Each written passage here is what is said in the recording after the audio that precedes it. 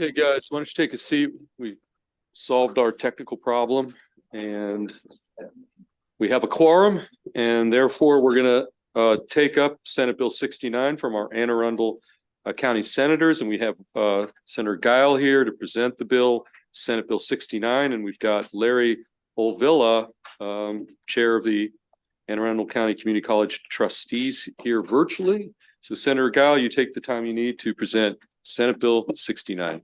Thank you, Mr. Chair.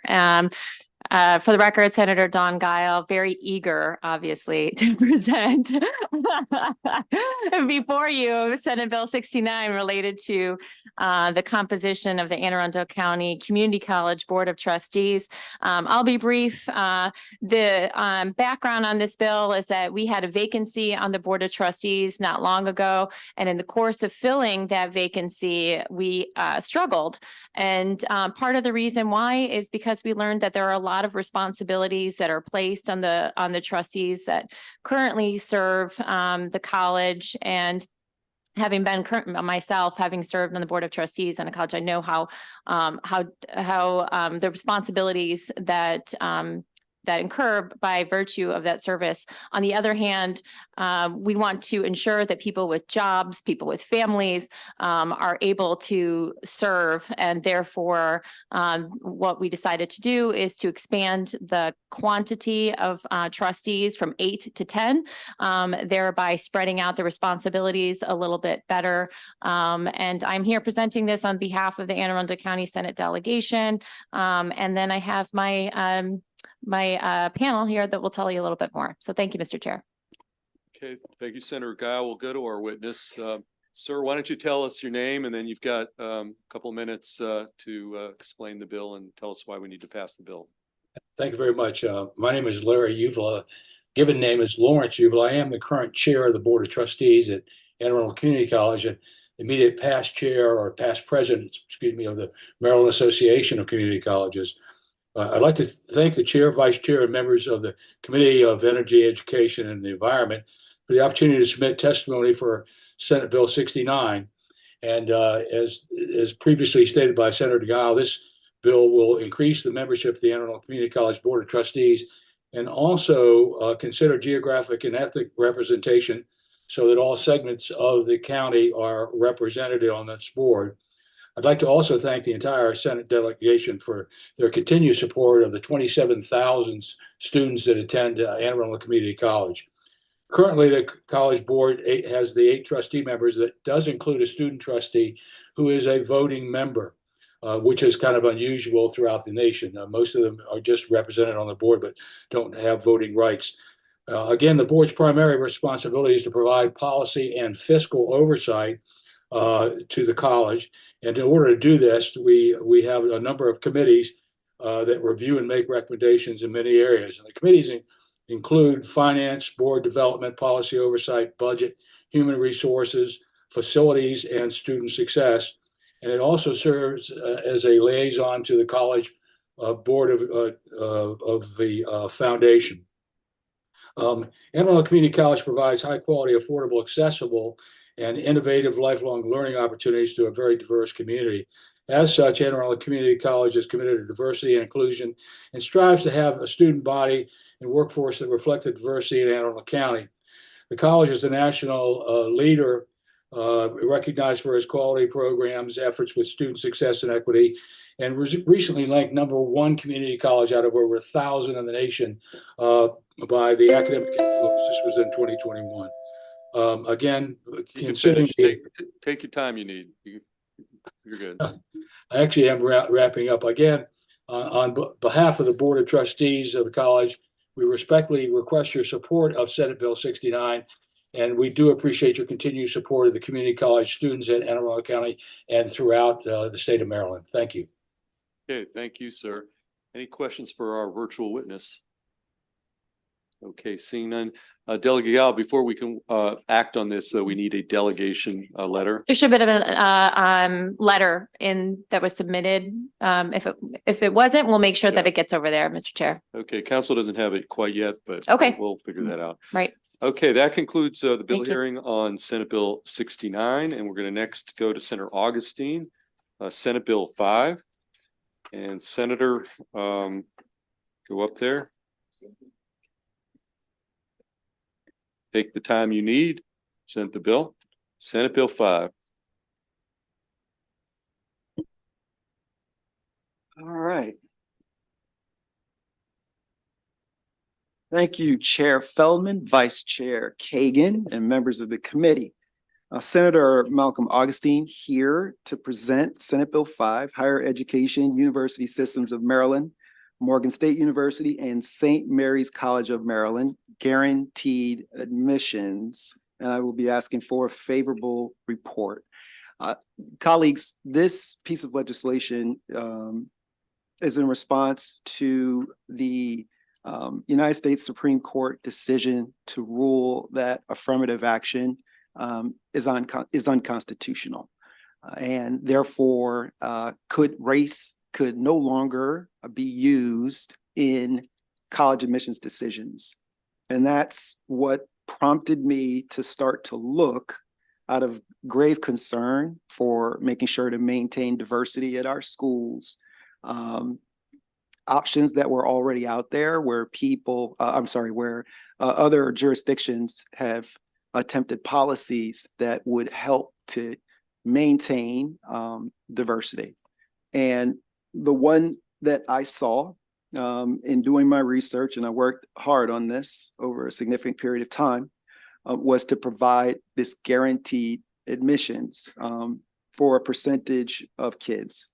And it's really, if you think about it, pretty simple stuff. If you do great at the school where you are, you get in to our state flagship, the place that we all pay for, and not just our state flagship, but all of our institutions of higher education. Because some kids might say in the 9th grade, I want to work so very hard to be in that top 10% that I can go to University of Maryland Eastern Shore, because that's where I want to go. That's what this bill says to our kids. It tells them you do well in the school where you are with the resources that you have, you will be admitted to our top institutions. And what it says within that, folks, is that we know that the opportunities are not equal across the state, but the talent is. Talent is evenly distributed. Smart kids need to be able to get through. Now, and as I said, in going through this and doing my homework on this, I looked into Texas, where they went to a race neutral policy some years ago, and California did the same thing. And what happened immediately was an immediate drop in the diversity in these school systems. And so their legislatures and folks, they tried to come up with ways to sort of stem that tide. And one of them that they came up with was this guaranteed admissions policy. And what we have seen over time is that this policy, while not as good as affirmative action, actually helped to keep the diversity of those jurisdictions, and in some ways even increase it. So I'm not trying to suggest that this is better than affirmative action, because it's not, but affirmative action is gone. We can't use that as a tool anymore. Now, one of the objections that we've heard, you'll see in the testimony, unfavorable testimony from the University of Maryland, College Park. One of the concerns that they had was that this process would potentially overwhelm could potentially overwhelm the University of Maryland system. Mind you, as I said, this is offering admissions to all of our public institutions. But the reality is that there are approximately anywhere between 65,000 to 70,000 kids that graduate each year. And so if you just take the rough numbers, that would be approximately 7,000 kids who would get this qualification that would allow them to go where, any of these different schools. Now, the University of Maryland annually admits, I'll stay conservative on the conservative side, over 20,000 kids. And so you all can understand that 7,000 is not going to prevent the University of Maryland from being able to admit all these other kids that they would want to admit based on their criteria that they have, that additional group. It should not negatively impact that. And in fact, if you look in the USM's testimony, USM says that this top 10% would more than likely be admitted anyway.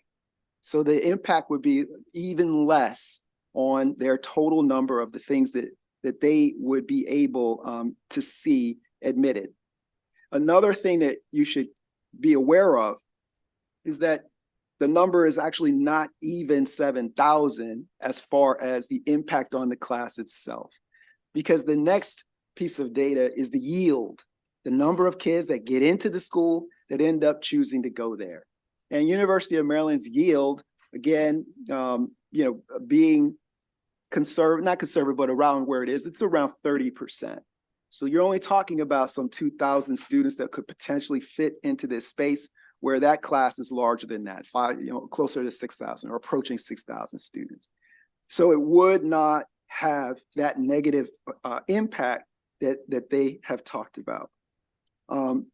Another thing that I find to be just very important about this piece of legislation is that this bill really does align with our principles about equal opportunity for kids where they are. But I also just want to share with you all a little bit about my story and the fact that I just wouldn't be here with you all without affirmative action. I'm very keenly aware of that. I just wouldn't be here. It's just the facts. I'm really think that what we're doing at our university system is very, very important. They're doing really, really good work. I just don't dispute that.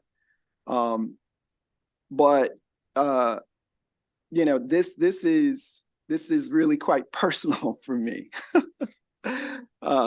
in this whole process. So, basically my story is that I went to my parents decided that education was the way to a better life. And they were from Louisiana, my mother on the farm and my father in the town. His parents were a gardener and a nurse's aide, the person who would clean up people after they used the bathroom on themselves and stuff like that. That's who I were. But they instilled in my mother and my father and their siblings that education was a way to a better life. That was the way to a better life.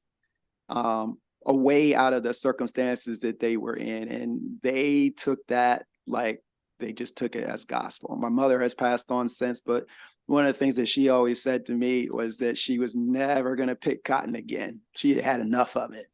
She wasn't going to do that anymore. She's going to go to school.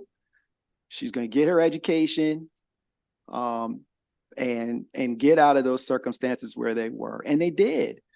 But they were the first cohort of affirmative action recipients.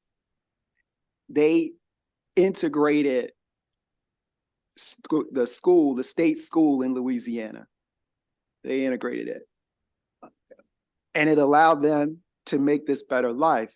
And they moved up to New York. Although I was born in Louisiana, y'all know that. And that's where my family is. It's really where I consider being. But they came north for a better life. And then they enrolled myself and my brother at a public school in upstate New York that's very highly touted.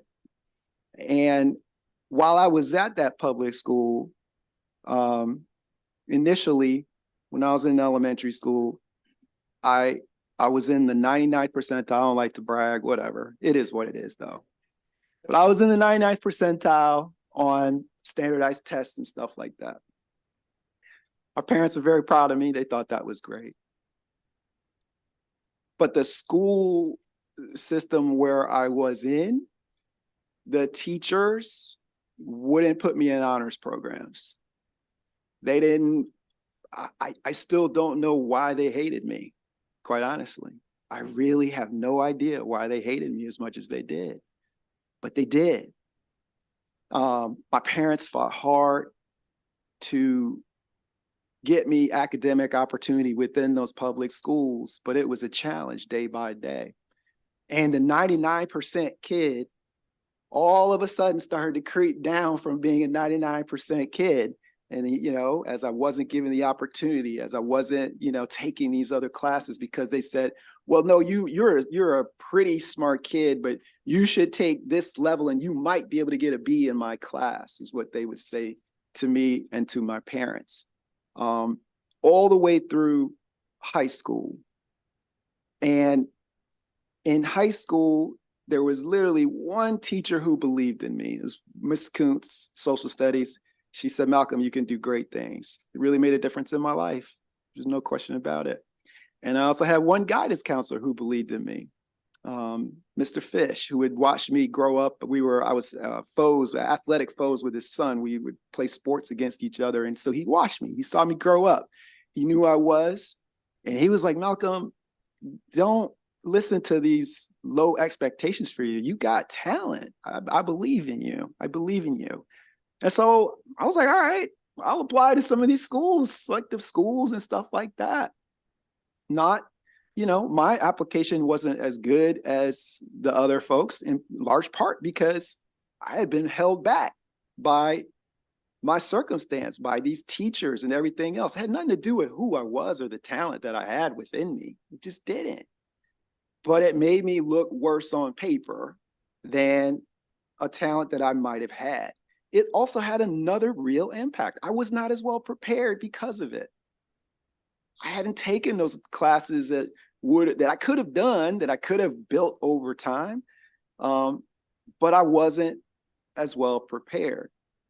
But there was these are all circumstances, but there was a admissions officer whose job was to recruit and bring in officers to my alma mater. And he also believed in me. And he said, no, you should come here. You belong. And, I got there and I struggled. Because I wasn't as well prepared as the other folks who were there. Again, didn't have anything to do with inherent talent. Had to do with racism, had to do with opportunity and being pressed down in a way that is just really not fair.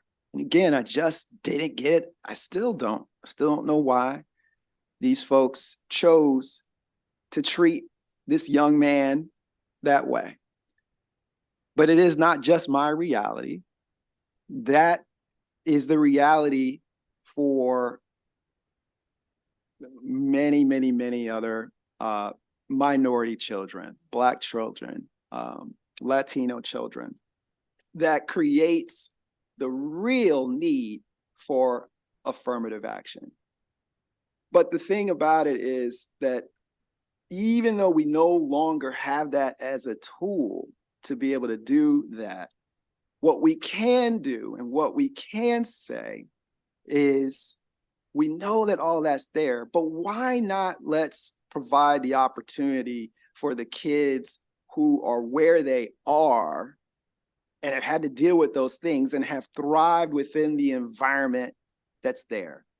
They demonstrate that by doing well in their classes and being in the top of the class, the top 10%, because the class does the things the way that they are. And that's what this bill is really all about. Now, one of the objections that I heard when I talked to the University of Maryland about this proposal is that they were concerned. They said to me, well, Malcolm, we know there's an issue, we know there's a concern, but what if the top 10% that you think is going to be there doesn't actually end up looking like the state of Maryland? It's not as diverse as you think. I said, that's a very fair thing for us to consider. And colleagues, you will find in your packet that I asked all of the local education administrations for that data. And what I found is that in some cases, they were right. Very troubling, quite honestly, where on some of the instances where a school would have 20% African-American or 20% Latino-American, the numbers were extremely low, could be extremely low as it relates to the percentage that they were in that top 10%.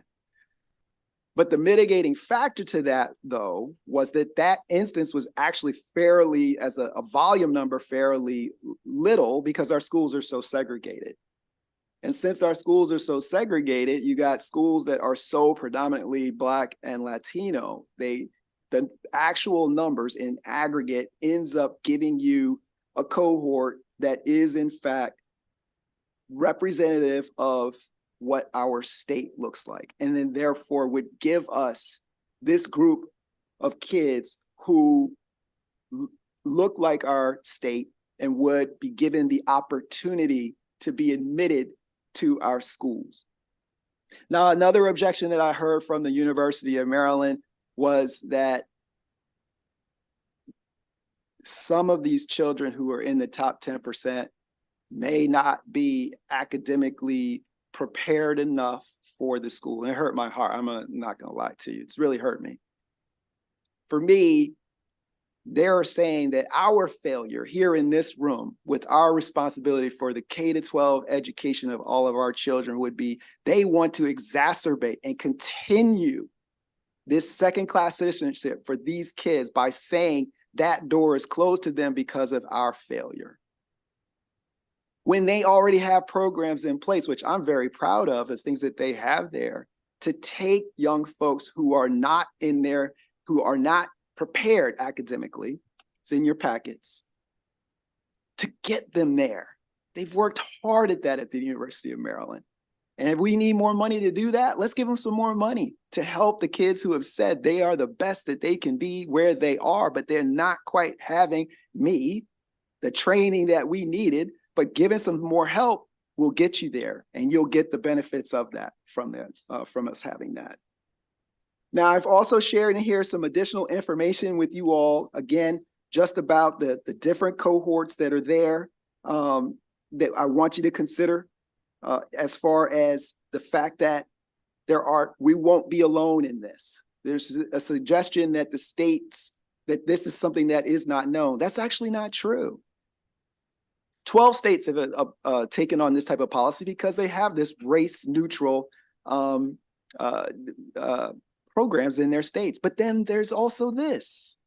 There are also a number of Midwestern states who have taken on this policy, not for a racial demographics, but to retain their best and brightest in their states.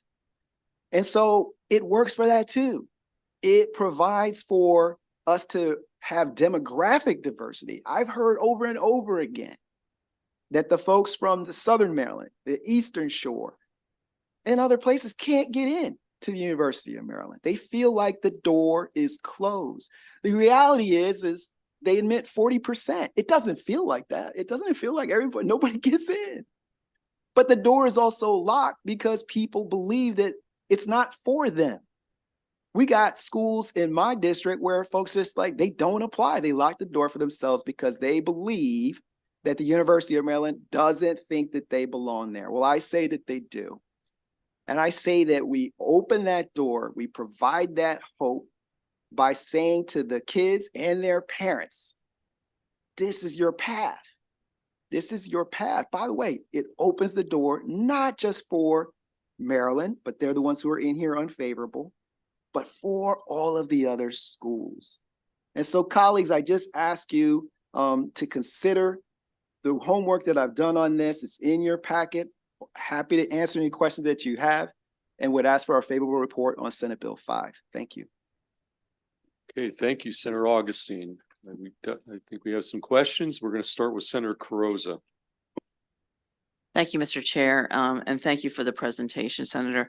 And while I know the focus was on the affirmative action piece, I think that your presentation at the end, broadening that, and the point that you made about these 10%, having that doorway open is really across the board and across the state of Maryland.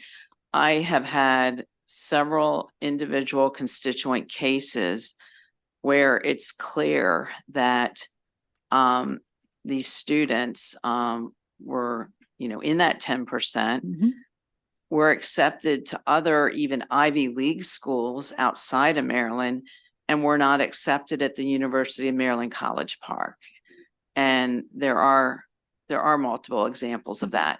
So from the standpoint of, since most of us, especially, when we have our Senate scholarships and we're encouraging that our local students to look at the Maryland schools and giving them that doorway, this seems to me, we also have workforce shortage issues and we want to keep our talent in Maryland. Yep. So I see that some of these pieces, some of these pieces I think we should talk about when we talk about this bill, and the other positive, beyond the affirmative action piece. And since you brought that up at the end of your testimony, did you also have examples where you were aware that students, that you were surprised that certain students who were, had performed at a certain level were not accepted to Maryland schools?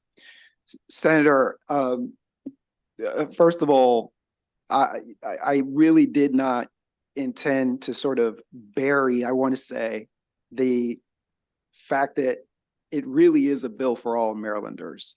I was just trying to provide context for how I came to it. But then as I dug in, it is for all Marylanders. It does represent an opening of a door for all of us across all of our places.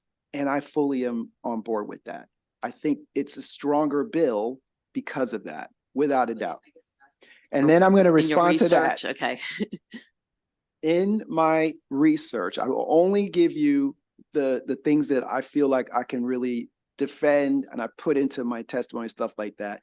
That to me is anecdotally what I've heard over and over and over again, but I don't have an official documentation to be able to support that. But all of us hear from our constituents. And so I guess I should have done that. That was my mistake. I should have surveyed all of y'all in order to get a certain amount of data around this very issue. I've heard that issue over and over and over again. Here's what I will tell you to look at inside the data that I gave you, which will open your eyes to that.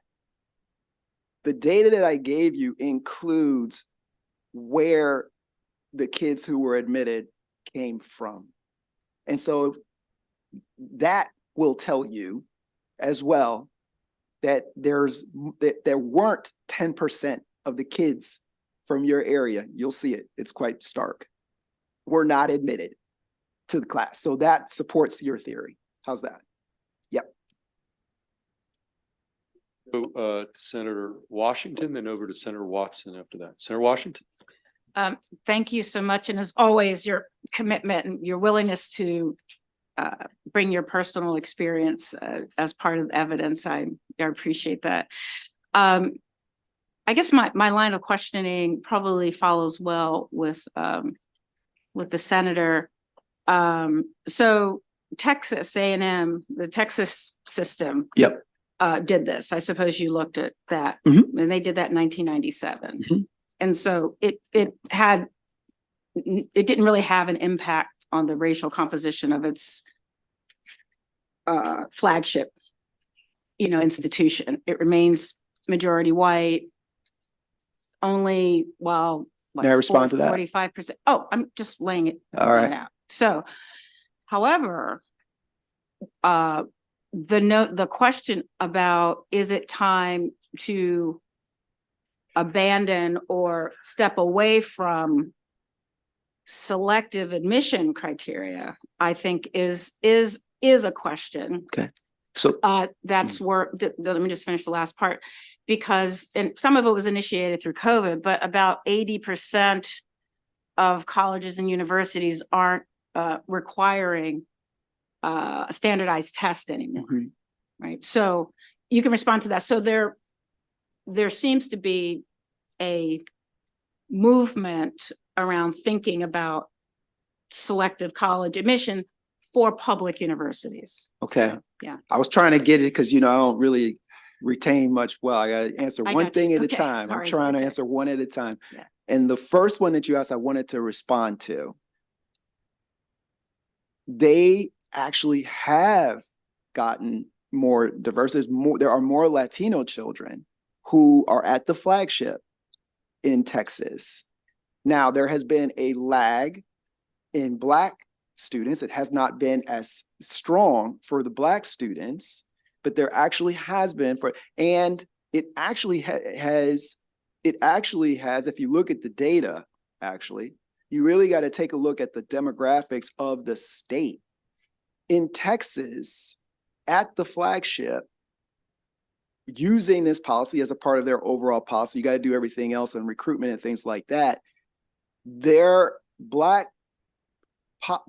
population at the flagship is 50% of, although it looks smaller because there are fewer Black people in Texas, it's 50%.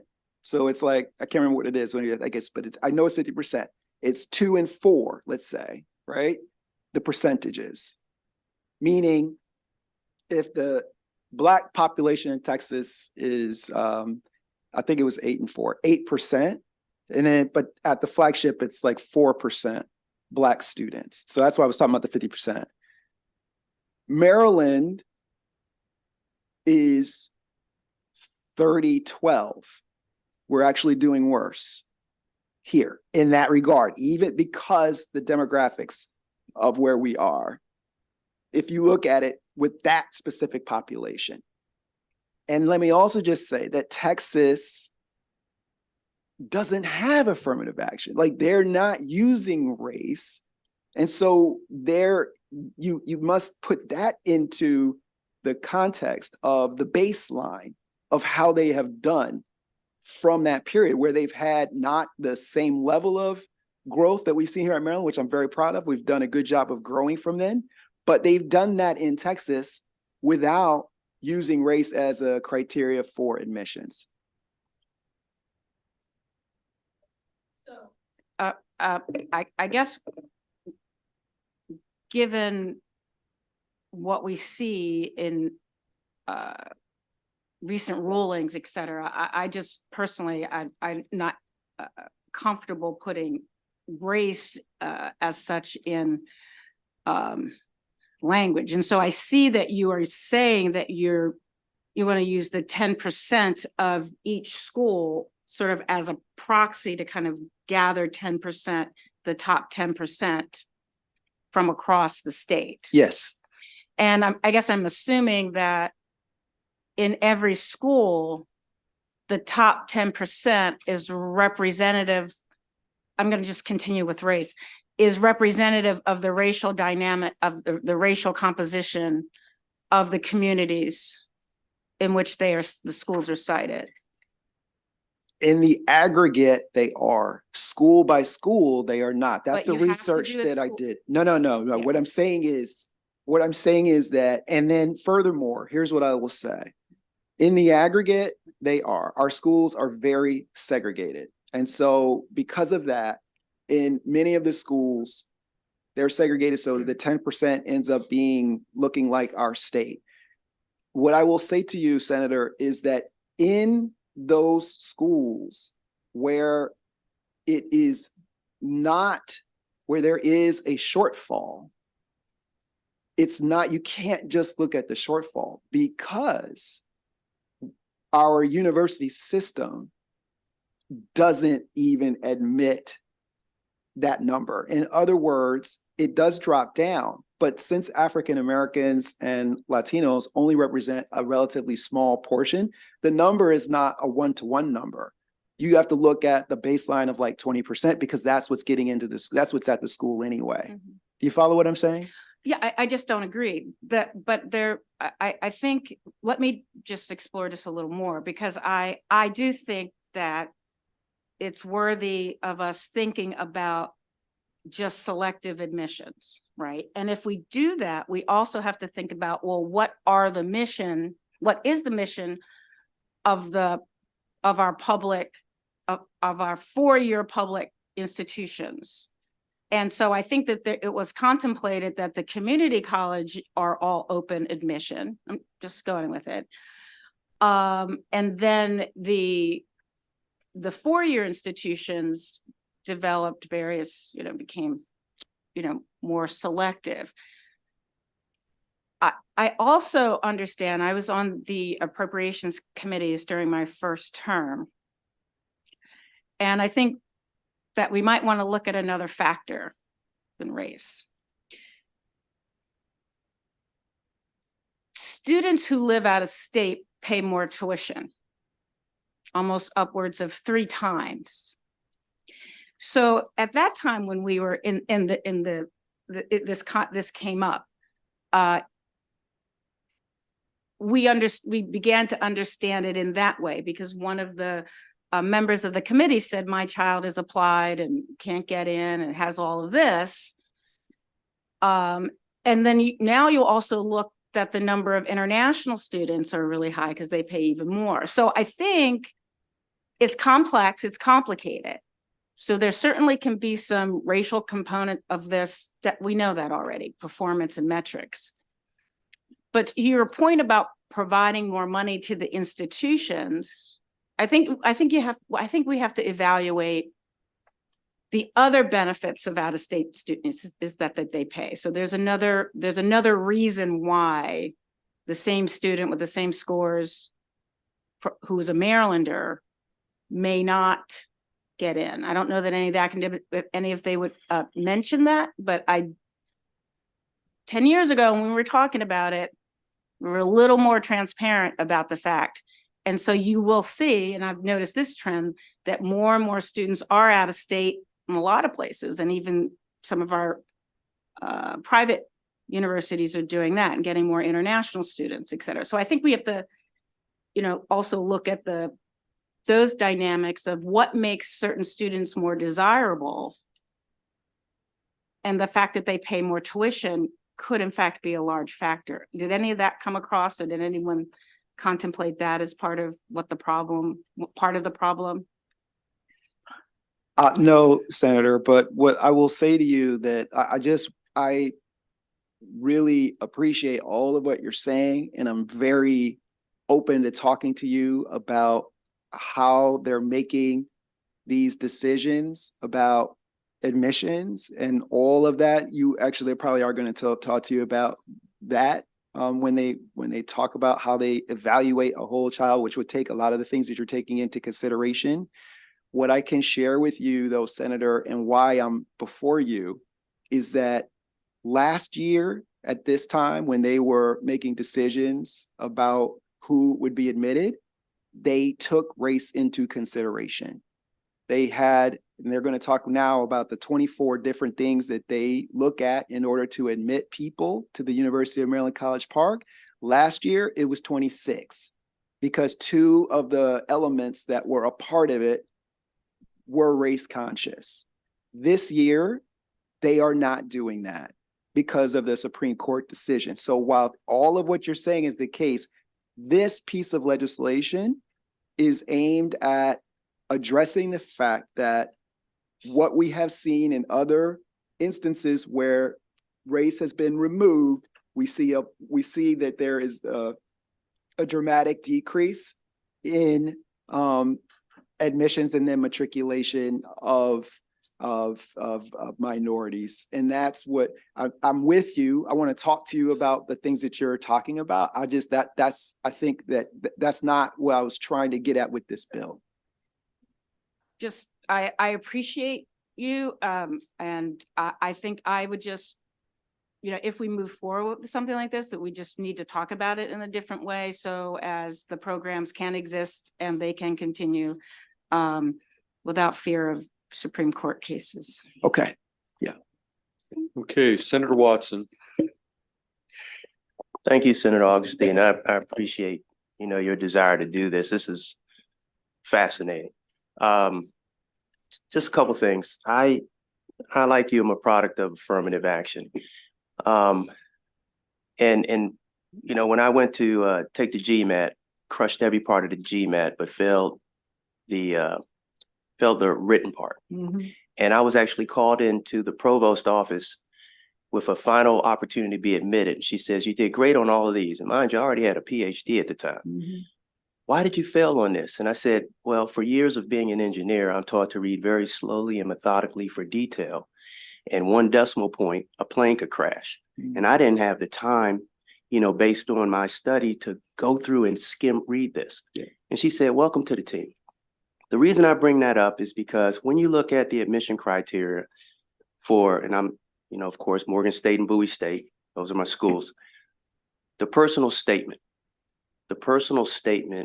I think is very, very important. Mhm. And we know Bowie State does not have the capacity to take in the students that are currently seeking admission. Mhm. In fact, working with Dr. Bro, she's been trying for years to get more dorm space. Ron, we need more dorm space. And so my question is, if we go with the 10%, does that negate any of the other criteria? You know, if a student finished in the top 10% and absolutely want to go, would they leapfrog over some of these other folks who, as somebody else said, may be a better fit for that college or university? What I would say to you, Senator, is that the volume of children that we're talking about, and we could continue to have this conversation, should not make it such that the school wouldn't have the flexibility based on the volume, based on the numbers, because it's like it's 7,000 kids, and it's 7,000 kids, but it's not all 7,000 are going to avail themselves of it. Like, not all 7,000 are going to actually choose to apply or choose to go in. So my response to you is that it would really just be additive, and they would still have the opportunity to use their criteria to reach the people who they want. My hope, and this is what I have heard from some of our HBCU presidents, is that they're like, this will help us to actually have people consider us, that these top students who are out there who maybe would have thought about us, but wouldn't have thought about us, but now they know that it's opportunity for us to go there. But it's not going to overwhelm any of our whole group of schools. Talk to you further about this because you probably know Bowie State University actually has some of their students in dorms Yes. at University of Maryland. Yes. Which is why I'm very sensitive to Bowie's capacity. Yes, sir. Thank you. Yeah. Senator, just because it's good, since we know that University of Maryland is going to be coming in testifying opposition, just throw out a couple of points just so you could maybe even respond on the front end. They say there's a logistical concern because most high schools, even counties, do not currently even report class rank. Is there, and I guess the second related question would be, is there uniformity in terms of how one computes class rank or and that kind of thing? So I'm happy to respond to that. Yeah, so I'll just put that out there. And can we force the county? I mean, do we have the authority in the bill to require local school boards or school systems to actually come up with these numbers? Because I think my own county got rid of class rank some time ago. So I'll yield to you. I just want to put that out there. Once again, I will just say again that this number is not going to overwhelm anything, but those are policy decisions.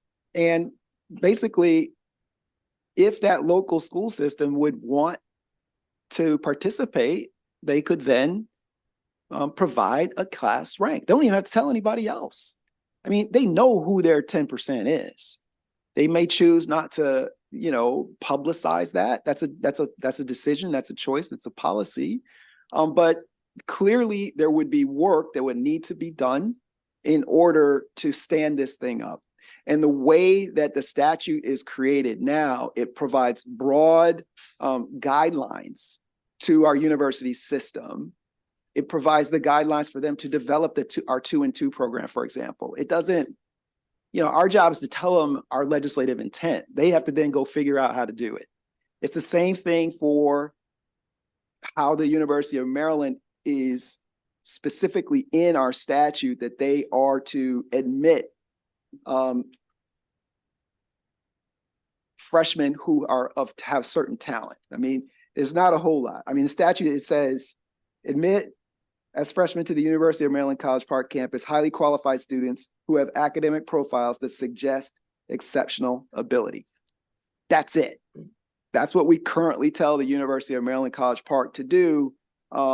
After, that comes after, that deals with the admissions. That comes after the fact that we establish in statute that University of Maryland College Park is our flagship, is our state flagship, and that it should have national and international recognized for excellence in research and the advancement of knowledge. And then we tell them, this is our legislative intent, you go figure it out. And so that's what I would suggest to you as a response to that. Gotcha. Okay, Senator Hester. Thank you. And I also really appreciate you, Senator, and sharing your personal story. It was really helpful. I think Howard County also doesn't currently rank their students. But if they did, I'm also not sure like how diverse the top 10%, might be. And I know that you were trying to explain like how it's the 10% from all of the high schools, but how does that actually work? I mean, I'm more than happy to share with you, and I'll share with all of you all if you want it, for sure, where I have asked each one of the schools to share their numbers. And you can look and you can see. For those who have shared, there are some who have chosen not to do so. And there you'll be able to see, and it is quite illuminating, actually, where some school, how the different schools are. But what I was trying to share with you is that because our counties, there's a couple different things. Because so many of our schools are segregated, they end up looking a whole lot like the state because of that. So in those places where there is this like a diverse school, the representation of the minority kids is lower. That is a fact. Now, let me just say to you with regard to Howard County, though, you all are already getting a lot more kids into University of Maryland College Park anyway. Same thing with Montgomery. The data is there. So it's not 10%. They're admitting, it seems like, a larger percentage of your kids now. but was that because of affirmative action? Hmm? Could that have been because of affirmative action? I don't think so. Okay. Because the people who are coming from those schools, from your counties, if that were the case, Senator, that would be reflected in the composition of the class, and it is not Okay. in the class. So just a follow-up question though, if you look at, our schools which are diverse, but might not be in the top 10%, The children who are not. children, the Sure. students. Yeah, Does this bill put up a barrier for a minority? absolutely it does not. I'm Okay. going to go back to what I said before about the number of kids who they admit today. So they admit like 20,000 kids. So, and USM in their testimony suggest that a significant number of those kids are top 10% kids anyway. Okay. And so of the 7,000 kids that I'm talking about, it's not going to prevent them from being able to do whatever they need to do within the other 13,000 kids. You know what I'm saying? You see what I'm saying? I think so. I think offline, looking at the data would be Absolutely. super helpful. Yep. Thank you. Of course. I'm pretty confident we're going to have an ongoing conversation about this topic, this bill.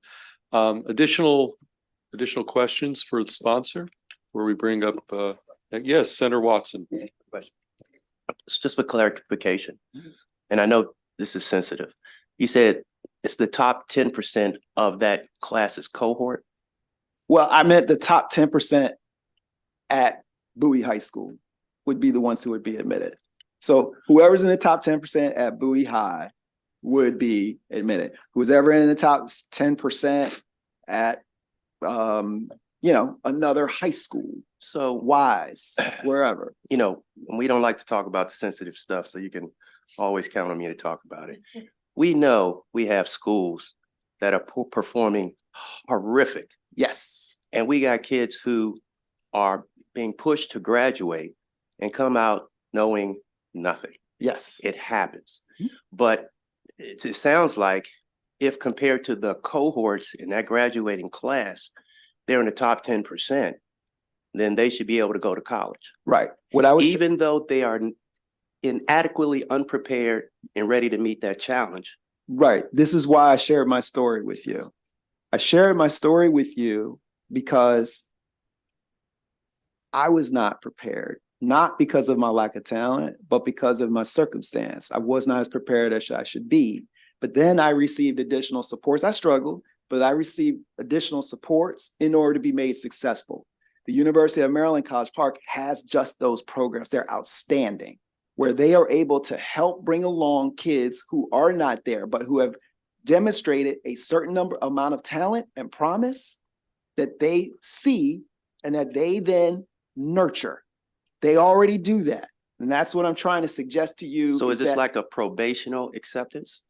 No, they actually have, it's in your packet. They Okay. actually have programs to provide academic supports and other things. There's actually an interesting video in there too. Jazz Lewis is a part of the video. He received supports from one of the programs. It's just very heart touching, actually. If you look in there at it, where you get these kinds of supports when you're not necessarily have this, a strong position, but then we're able to take you along and make you successful. Okay, we'll talk some more. Yep. Thanks. Okay, any additional questions for Senator Augustine, sponsor? Okay, seeing none, I'm going to bring up, we've got our head of our Maryland State Department of Education, Mr. Crawford, Clarence Crawford. Clarence, why don't you come on up, and you're signed up favorable. Yes, sir. Good afternoon. Good to see you. Good to see you again. Okay, and we'll put you on the clock, but we're going to be liberal about it because you're an Okay. important player in our mix here. Okay, very good. Again, want to thank everyone. Thank you, Chair Feldman and Vice Chair Kagan in their absence and other members of the committee. As you know, I'm president of the Maryland State Board of Education, and it's good to see you. We're happy to be here today, and we appreciate the opportunity. The State Board and the Maryland Department of Education would like to express support for SB 5. And we understand that the bill would require guaranteed admission for freshman applicants who graduate from public and non-public high schools in Maryland and graduate in the top 10% of their class. The board is encouraged by the steps taken in SB 5 because it emphasizes and signals to students the importance of GPA and grades and student performance, and the fact that it captures student performance throughout high school. As you know, we have been looking at this college and career readiness standard as part of the blueprint. And on yesterday, the State Board approved the college and career readiness. SB 5 aligns with what we're trying to do with the college and career readiness. We'll be the first state in the country that's actually created a predictive standard for assessing students' readiness for college and career, and we'll be taking that snapshot at the 10th grade level. We're going to be using multiple measures to determine effectiveness, preparedness, and one of those measures is having a 3.0 GPA by the 10th grade. The department commissioned an independent study to look at the effects of the 3-point GPA and found that, in fact, that the GPA is a better predictor of college success than the standard assessments, and that a number of institutions have been moving in that direction. So we appreciate the fact that you're looking at a law that says the top 10%, and probably for the vast majority of children that are in the top 10%, they probably have 3-point GPA or thereabouts, or maybe even better. So we like the the focus on academics. We like the focus on giving parents, students clear indicators early on that that student performance is important and that there are positive outcomes for achieving the best possible grades. We stand ready to partner with local school systems, for we understand as well that not all systems track right now the top 10%. And we'd be happy to, again, work with the higher education in terms of implementing this. For these reasons, the state board and the department request favorable committee report on SB 5. Happy to take any questions that you, the committee, may have. Thank you. Okay, thank you. Any questions for President Crawford? We're going to go with Senator Washington. Thank you, Dr. Crawford, and I appreciate this. And again, this is an important discussion. Absolutely. Just like we talked about in attendance. And there are many causes for outcomes. And so I think it's important if we're going to talk about higher education and completion and all that. So are there, of the students that are already in school, are there racial disparities in college completion? I don't have data on higher ed, so I wouldn't be able to, speak definitively No there. problem. Okay. So I think and I think probably Senator Watson is with me, we're here. It's not so much that sort of ideologically disagree with the specifics. It's looking at sort of existing conditions. And so existing conditions, so be it, I guess we'll ask the academic, of that African Americans graduate at a lower rates. And in part, it's reported because they lack some of the supports. Native American, there's disparities. And certainly institutions where there are more supports for everyone, people do better.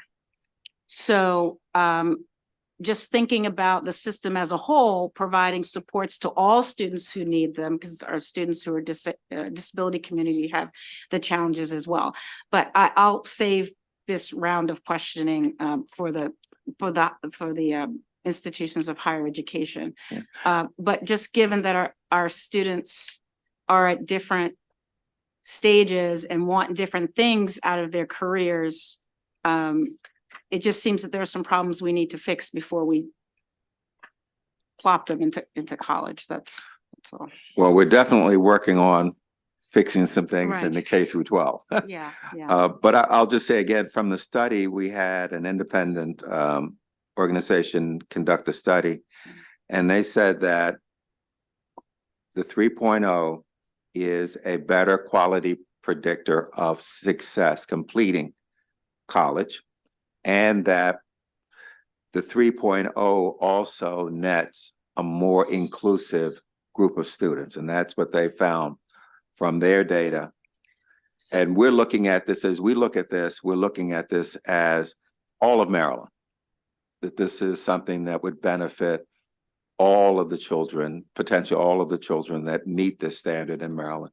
And again, signaling the importance of high GPA and student performance, we think is the right thing that we should be doing across the board from the very time they enter as little ones all the way through, that education matters, and doing and learning and becoming and taking advantage of the opportunity is important.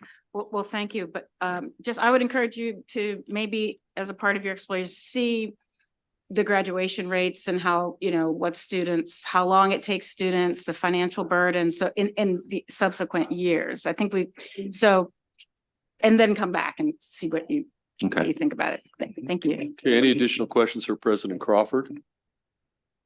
Okay, seeing none. Thank you, sir. Thank you very much for coming in today. Have a good day. Our only other witnesses on the unfavorable side of things are from the University of Maryland. We've got Shannon Gundy and James B. Massey Jr. from the University of Maryland. And so why don't you two come up, and those our final two witnesses, then we'll move to the next bill. Okay, who wants to go first? You have it designated? Happy to start. Okay, tell us who you are, and then each of you has 2 minutes. Good afternoon. My name is Shannon Gundy, and I am the Assistant Vice President of Enrollment Management at the University of Maryland, College Park. And I am pleased to be here as we are all working to ensure the best possible educational outcomes for the students of Maryland. Senator Augustine, in conversations with you and other leaders, it's clear that we are all troubled by the possible impact of the recent Supreme Court decision, which prevents the use of race in the college admission process. And I hope that I can share some information with you today that will help us come closer to agreement about how to ensure that progress that we have made ensuring higher education access to students of color, or the racial diversity that improves the educational outcomes for all students, and which ultimately strengthens our state. We at Maryland have been following this legal landscape for decades. And as advised by Justice Sandra Day O'Connor in a prior Supreme Court case, we have been working to find race-neutral alternatives in anticipation of a case just like this one. I wish it were the case that there were simple solutions to this very complex issue. Unfortunately, our work has led us to understand that simple solutions just don't exist. Prior to the recent case, we at University of Maryland, with data from external sources, conducted a study to demonstrate whether, or to assess whether a top 10% plan would increase the diversity outcomes at the University of Maryland. Our study demonstrated that such a plan, with few exceptions, would demonstrate that students who are at the top 10% of Maryland's graduating classes are primarily white and Asian, even in schools with diverse populations. A top 10% plan would fill 2/3 of our entering class with students who would do little to increase diversity outcomes and fails to recognize our mission as the state's flagship. It would also limit our efforts to enroll students who have the exceptional talent that is defined more broadly than simple grade point average, and those students who may contribute more significantly to our educational environment and who would also enhance diversity. Okay, did you have additional on the A sheet? I don't little bit wanna- more if you would allow me to Okay, just a continue. little bit. I'll give you a little attitude here. We know that identifying these students is accomplished through personalized recruitment, holistic application review, and targeted yield efforts. These tools, though imperfect, are successful. While I don't think that SB 5 would result in the same kind of diversity as our current efforts, we are eager to work together to explore other measures that will allow us to reach the diversity goals that are important to all of us and will enhance the educational outcomes for students of Maryland. Okay, thank you. Sir, tell us who you are in 2 minutes. Thank you so much. Good afternoon, and thank you for the opportunity to speak to State Bill number 5. My name is James B. Massey Jr., and I'm the Director of Undergraduate Admissions at University of Maryland. At the University of Maryland, we take great pride in serving as the flagship of the state, and we take that responsibility quite seriously. We attend close to 100 college fairs and visit over 250 high schools throughout the state of Maryland alone. We build relationships with our students, with our families, our school counselors, and our community-based organizations to get to know our applicants and understand the context of their educational pursuit. With close to 60,000 applications, one may ask why or even how is that necessary? It's because context matters. We recognize that a student on the Eastern Shore and the resources they have available to them is very different than what a student may have available to them in Montgomery County or in Howard County. We also recognize the complexities, the nuances, and the differences our students in Baltimore City face versus our students in even Prince George's County. However, by considering these differences, it further supports our commitment to enhancing opportunity, providing access, and most importantly, ensuring student success. We employ a holistic approach in our evaluation of applications for admission. We utilize our statement of philosophy for admission as the framework to make these very fine distinctions between very talented applicants. We admit students that have not only excelled in the classroom, but students that have gone far beyond that, as we believe that merit is not a singularly defined measure to merit our students. They are dedicated to their schools and their communities. They're also doing great services, great deeds. By evaluating the entire student and going beyond where they fall in terms of rank and file, we know that we're able to shape a class that ultimately represents the very best of our state. They highlight what makes Maryland unique. Students from rural areas, our students from urban communities and suburban hubs, all of them making the very best of the University of Maryland and also representing the very best of the state. This holistic evaluation process has been touted as one of the best in the country. And we also know that it allows for us to be able to open the doors to students that may not fall within that top 10% of their class, but who enrich our campus community. Ultimately, we do not want to land in a place.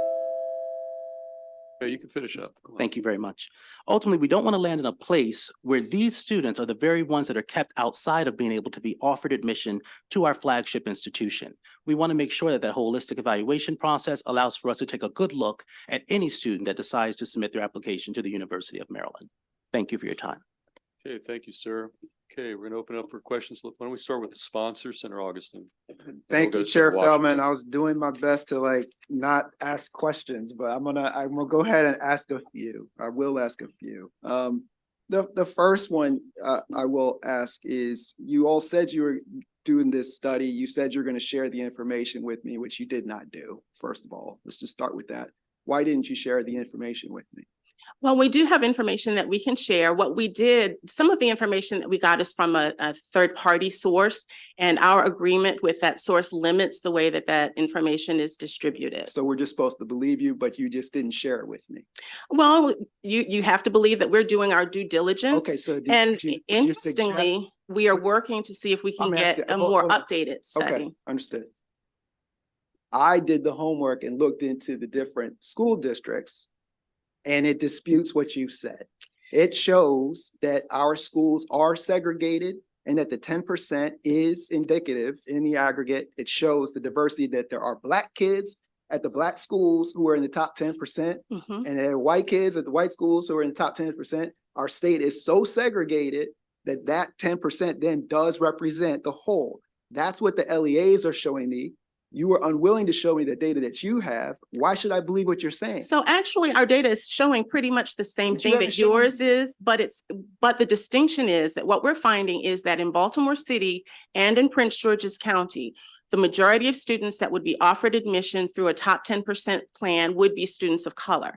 Our study is showing us that in all of the other counties in the state of Maryland, that would not be the case. The vast majority of those students who are in the top Where are the 10% of majority those of the, where are the classes, majority of the Black and Latino students in our state? we get the majority No, of I'm our asking where students they from are. 3 places. They are in Montgomery County, they are in Baltimore City, and they are in Prince George's County. Okay, but you're not, we- so the data that I see where you were admitting, and my colleagues are welcome to look at this, where you were admitting 10,000 kids from Montgomery County and only a couple hundred kids from Baltimore City and a couple thousand kids from Prince George's County. How, I mean, We how offer do you make that, how do you say that that's a fair way that you are assessing it? Because admission- let me finish my. Okay, let me finish as well. Thank you, I Senator. will. Because, are you suggesting, based on the criteria that you have, because those kids in Montgomery County have all the AP classes, your criteria list that you have, which is inherently unfair, where you're saying that you are taking into account the fact that they have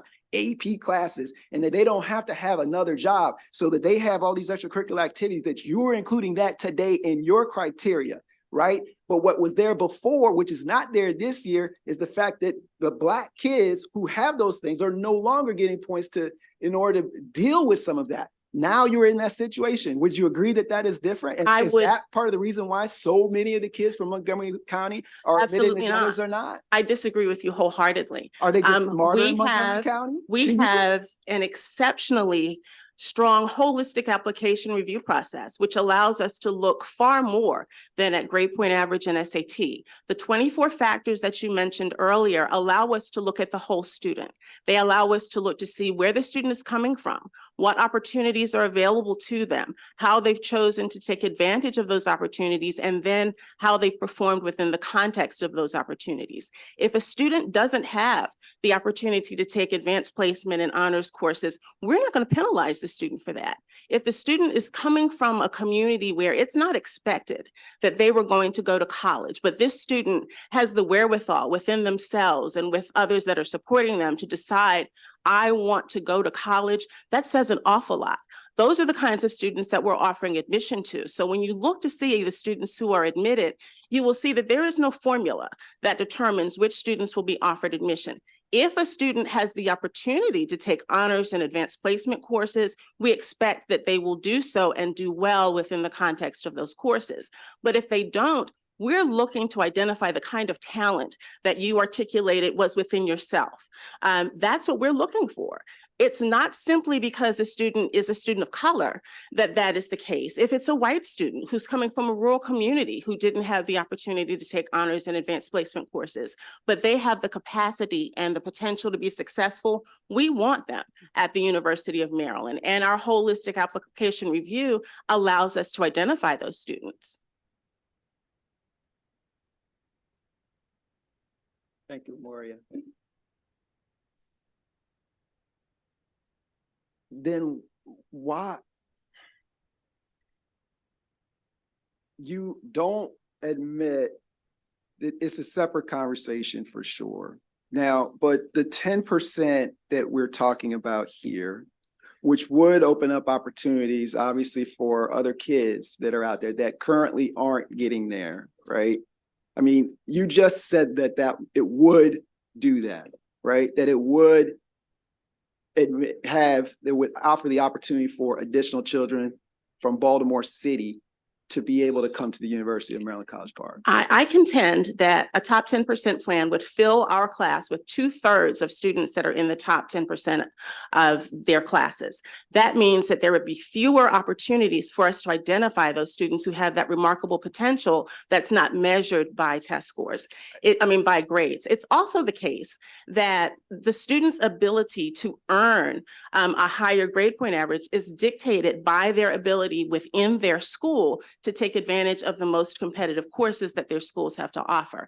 Unfortunately, it's the case that students are often tracked from the time that they are in elementary school, and the decision is made very early on which students will have access to those upper level classes, which means that when a student is going to a school that does offer those upper level classes, they may be shut out from those classes, regardless of their potential, which means then that they can't earn that grade point average that would put them in the top 10%. I understand that, but you're not admitting the kids from Baltimore City now. How We- is it that we you are- we the are numbers that we admitting. have, which I've shared with them, where it showed that the numbers are way out of balance. You have a very small number of children who are admitted from the different jurisdictions.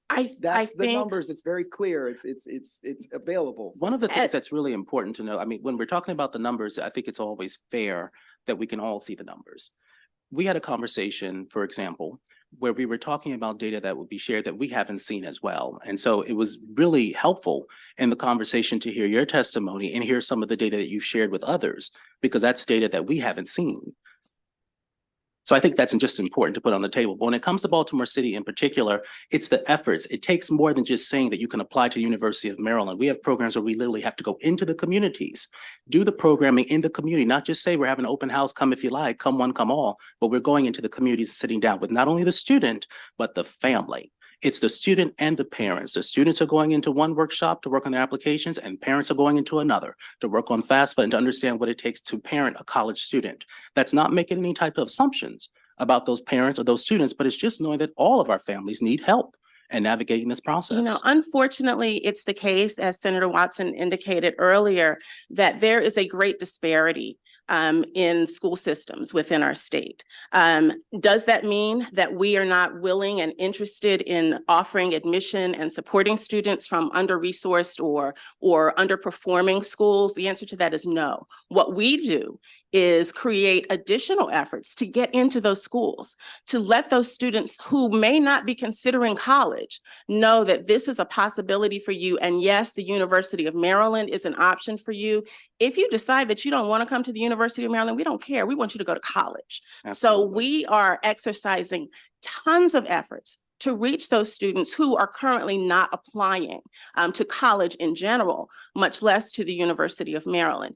We have a program that's called the Maryland Ascent Program, where we go into the high schools in Baltimore City and Prince George's County routinely in the fall to offer college application workshops, to offer essay writing workshops, to counsel these students. We're providing them services that independent counselors charge thousands of dollars for, to help encourage them to apply to the University of Maryland and to apply to other school systems in the state. We want these kids to go to college. Unfortunately, there are some communities in our state where the college-going population is much lower than some of our other counties. So that's the case. You will see that there is a very significant distinction between the numbers of students that we may get from rural schools than we would get from urban schools. We're working to address that as well. We recently became inaugural members of a program called STARS.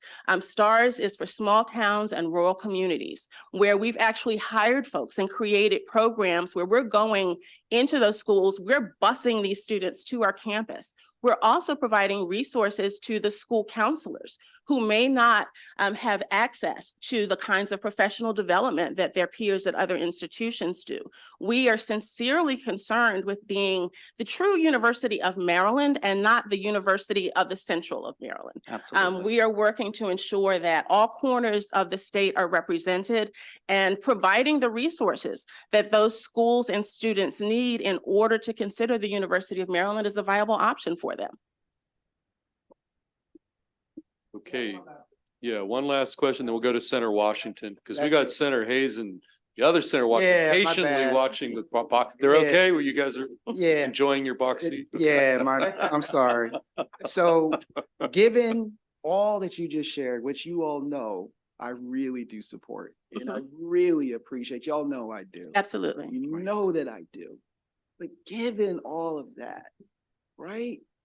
Why wouldn't you then just say, given this is all you're trying to do, all you're trying to recruit, just say to those kids, if you're in the top 10%, you can come. Why not just give to those families that hope, those parents who say to their children in the 9th grade, this is an opportunity for you to make it. We know you stay focused on this right here. Then with the supports and everything that you all are ready to prepare, that it would open the doors more, which you say you would want. You say you want more of the door open. Why not provide the opening through the legislation? The reality is that the intention of this legislation is to help to impact some of the diversity that may be negatively impacted as a result of the Supreme Court decision. Yep. Our research shows that it just won't do that. If it were the case that we believe that if that were the case that we really believed that, then we would be fully in support of this. I mean, that's the conversation that you and I had. We are eager to find mechanisms to allow us to continue to have a diverse student population at the university, because not just because it looks good on paper, but because having a racially diverse student population improves the quality of education for all students. We are in the business of providing excellent education. We want to ensure that whatever measures we put into place will do that. We would love, maybe we can partner on a study together that would look to see what the outcomes would be. If I am wrong, and I admit to being wrong on occasion, but if I am wrong, I would love to support that effort. It's simply the case that I don't think we have enough information. First of all, the Supreme Court case just happened. We have no idea what the impact of that is going to be. It's also the case that I've been at the University of Maryland for 34 years. I know these students, I know the processes, I know what happens. I know what the top 10% looks like in these high schools. It is not diverse. If I'm proven wrong, then we would be happy to support it and make that happen. Okay, we're going to go to the other, since we've got the other Senator Washington in the House, I have to say Senator Mary Washington, you're up next. Thank you. Thank you for coming and appreciate your efforts.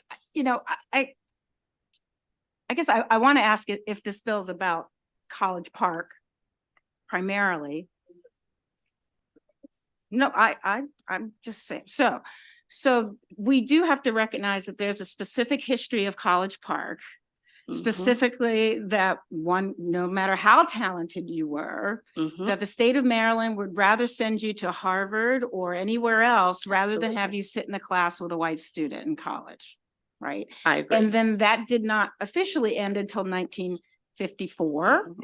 And then certainly continue the culture that it's there. So even as recently, I have had students who have attended and have left College Park.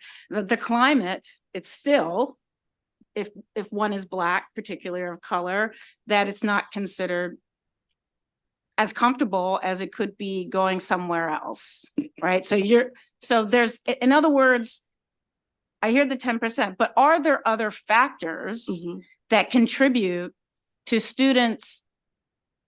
And I guess I was wondering about admission, Mhm. so what's your yield? Are there students of color who don't go Mhm. Absolutely. because they know about the Fair Students Association, the White Students Association, the murder, Mhm. the harassment by their campus police, and the neighborhood in the community. So are there things that the university is doing to address those Mhm. things? Because if we did pass this legislation, those students would be in a context that would not, regardless of any kind of mentoring or tutoring that they would get, they still would be at risk in a number of other ways. So I think I'm interested in that, what the university is doing. And then the second one, are there Maryland slots? So this is the broader issue about the purpose of publicly funded state schools. Are there a certain number of slots that are for international students, out-of-state students? Are there goals around that? I can address the first part. I think thank you so much for mentioning that and just putting it on the table. With our in-state students, Maryland residents, and serving the state, we yield our students in-state at 50%. So that means 1 out of 2 that we offer are going to say yes, that they're coming to university. But I would contend that yes is arrived at in a very different way, depending upon who that student is. For some students, it's a very clear, easy yes. Maybe mom and dad went to Maryland, whatever the case may be, but a student of color may have to make a different decision. They may walk that campus. Did I see somebody that looks like me? Is there programming that is familiar? Is there a community for me to be able to join? Those things I think are really, really important for us to be able to highlight, and we work very hard to do so. To answer your question, there are so many different efforts at the university, including our president, President Pines, that really creates that atmosphere where diversity is part of the fabric of who we are. And that's brought to the forefront, whether it's in the classroom, whether it's in students coming to campus, whether it's in the professors that are in front of them within the classroom. So I think that's a very, very important measure to meet. And also it's something that students are looking for because it makes a difference between them submitting their application or not. The student may walk a campus before they even submit an application. If they don't see themselves reflected, they may not even want to submit the application. And one of the things that has kept me, speak to this, the safety of students and, that there are issues. I'm happy to speak to that. Sure. What I was going to say is one of the reasons that I've stayed at the University of Maryland for my entire professional career, for all intents and purposes, is that first of all, I believe that there is a true commitment to diversity, and I believe that it's a good space for students of color. That is one of my personal areas of concern and of interest, ensuring that students who look like me have opportunities to attend some of the best institutions in the country. I would not work at the University of Maryland if I thought that it presented a hostile environment for students of color. The reality is that things have happened some horrible things have happened at the University of Maryland. Unfortunately, the university is a microcosm of the world that we live in.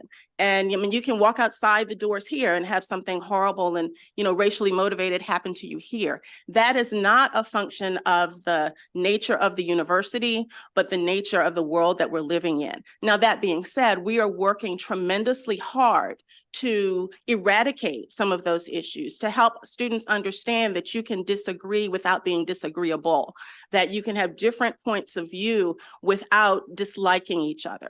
That's part of the fabric of who we are as an institution. I can also tell you that I had my daughter attend the university. Well, she had herself attend the University of Maryland. And I would not have allowed that if I didn't feel that it was a good space for her.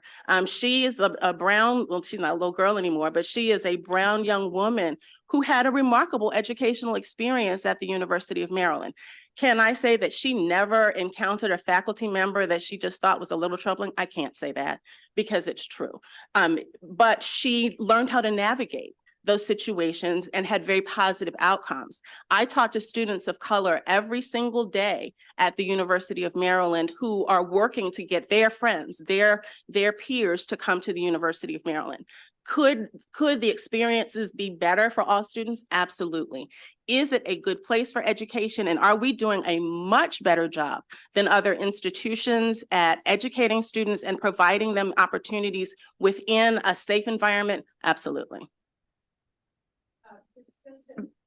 And yet my colleague is right in that the data, the numbers just don't sort of convey that at all. And then also just more broadly, the acceptance of Maryland students Yes, I in meant to address general that. is an issue. So I would say So, that we need to address that. The fact is that we have a limit that we are bound by. We have to have a certain percentage of students that are residents of the state of Maryland. Absolutely. And more than 75% of our student population has to be residents of the state of Maryland. And we exceed that number routinely. We have never even come close to having more students that are out-of-state students than we are able to enroll at the university. Absolutely. And in that number, that includes out-of-state students and international students are included in that same number. Okay, thank you. Thank you. You're Mrs. welcome. Thank you. Just one, before we move to the next bill, just one quick question. I mean, you all obviously post-Supreme Court case, this is a huge national topic. You must talk to your other flagship institutions around the United States. I mean, are there any, I mean, this court case was in the end of, I think, June of 23. Are there other pieces of legislation floating right now that St. Augustine or, may not be aware of, I'm not aware of, in any other state that is attempting to achieve some of the same goal? I mean, are you aware of That's a anything? really Or is I'm this- not aware. I recently attended a meeting with senior leaders of enrollment management in the Big Ten and had this conversation, letting them know that this bill was coming up and asking them whether there were similar issues that are coming about in their states. And the answer was no.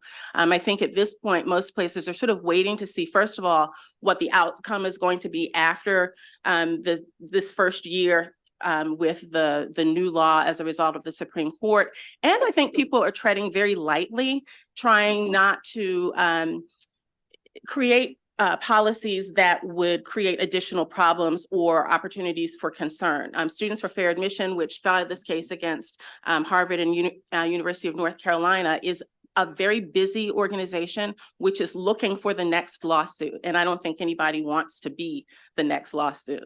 And also institutions are working very, very closely together to make sure that they're monitoring what their processes are looking like post-SCOTUS. There was a very intentional line in the decision that said there should not be anything that's put in place to be a proxy. And so I really appreciate what was raised earlier about being very careful about anything that's being put in motion so that it does not come And against that. I believe that across the board, there's a feeling that the top 10% plans aren't effective at doing what they are intended to do. Okay, let's go to St. Augustine and then we'll Ask go. a- Yeah, yeah. absolutely. And then I we'll go just to want St. to ask Hester. if Iowa and Illinois are in the Big Ten since they have these types of programs. They already have had them from before.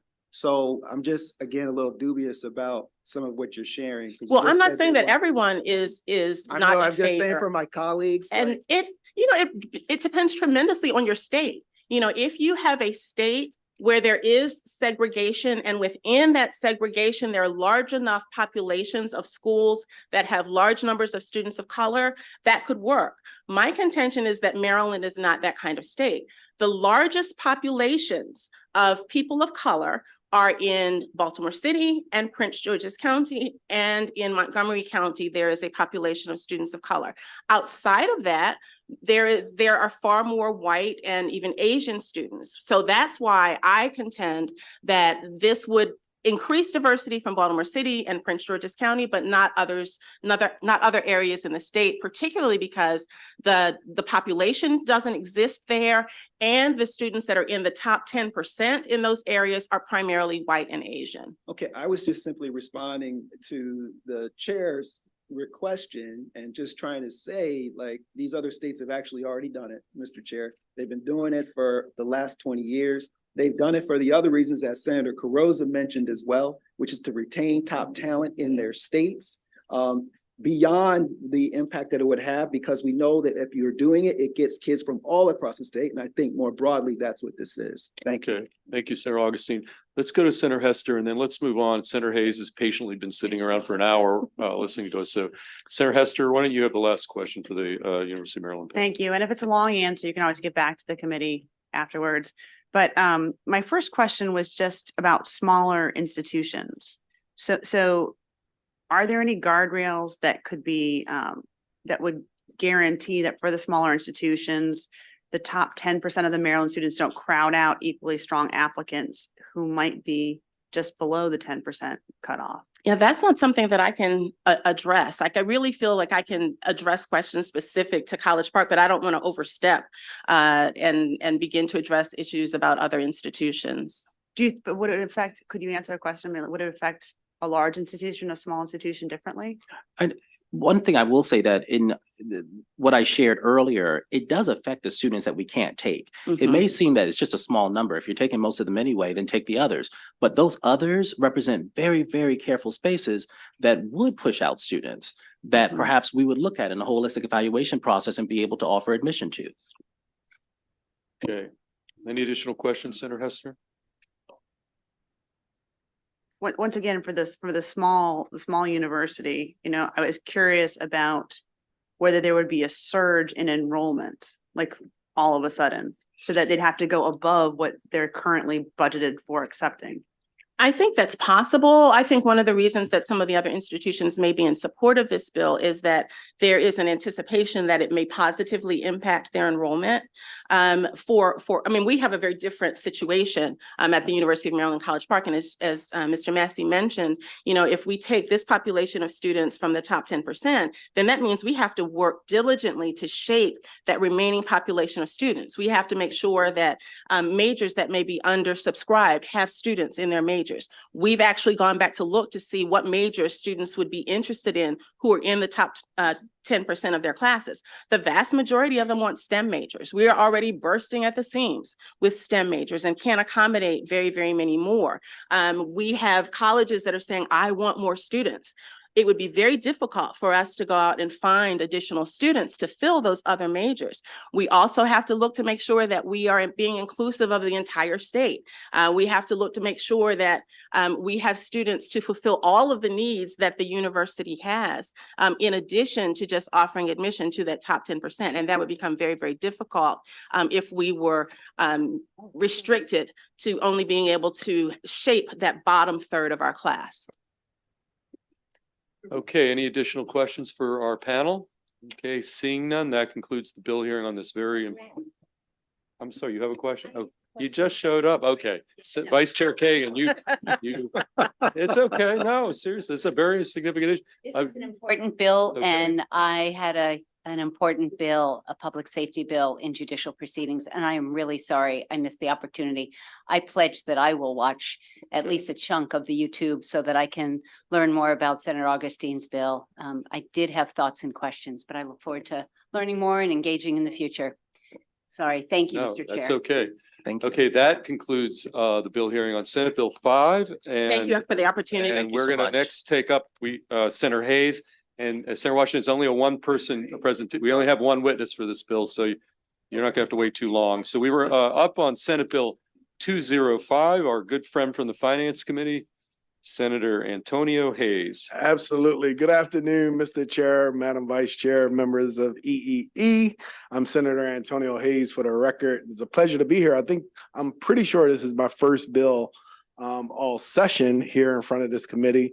I think it may be the first bill since the reconstitution of EEE. So Senate Bill with Bill 205 is very, very, very simple bill. This bill simply adds a graduate or alumni of a HBCU to the Board of Regents. I just learned today, one of the things that we intended to do was submit an amendment, and hopefully we will have that drafted soon. But specifically, we're asking, currently the bill is postured, have a Maryland HBCU appointed. We want to make sure that that Maryland HBCU is part of the USM system. Just briefly, you have my written testimony, but One paragraph that I like to read from that written testimony illuminates that historically Black colleges and universities foster a strong sense of cultural identity and community. They possess a rich history and traditions that celebrate African-American culture, achievement, and resilience. Students attending HBCUs may feel a heightened sense of belonging and connecting to their heritage. And I believe that's the distinction that HBCUs bring to higher education, not just here in Maryland, but throughout our country. Out of the institutions that represent the University System of Maryland, which are governed by the Board of Regents, they represent just short of 25% or a quarter of those institutions. And in the letter of information that's supplied by the University of Maryland system, which is very supportive of, diversity, it highlights that over the years, they've had representation from HBCUs since 2010. I would opine that none of them are HBCUs that are in Maryland, right? Even right now, no, there's not a member of the current Board of Regents that is from an HBCU within Maryland. So I think they bring a unique perspective to the table. They represent, just shy of a quarter of the constituencies that govern the system. I think that representation is important. And with the amendment that will be submitted very soon, I ask that you give Senate Bill 205 with the amendment a favorable report. Any questions? Okay, we have some questions for Senator Hayes. Okay, seeing none, that concludes the bill hearing on Senate Bill 205. Thank you. Thank you. We're going to do Senator Washington, and then we'll get to Senator Watson immediately after that. Senator A. Washington on Senate Bill 61. I've got two witnesses signed up, but we're going to take you first, and then I'll call the two witnesses. Yeah. Thank you, Mr. Chairman, members of the committee. For the record, my name is Alonzo Washington, State Senator representing District 22. I'm here to present on Senate Bill 61. It is clear and evident. Well, let me just say this. This bill, everybody that's on this, that signed up to testify or submitted testimony, either supports the bill or supports the bill with amendments.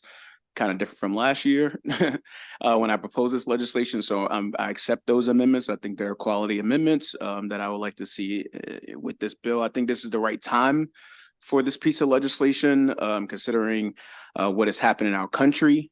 Today, we got to remove every single barrier that there is to have access to college.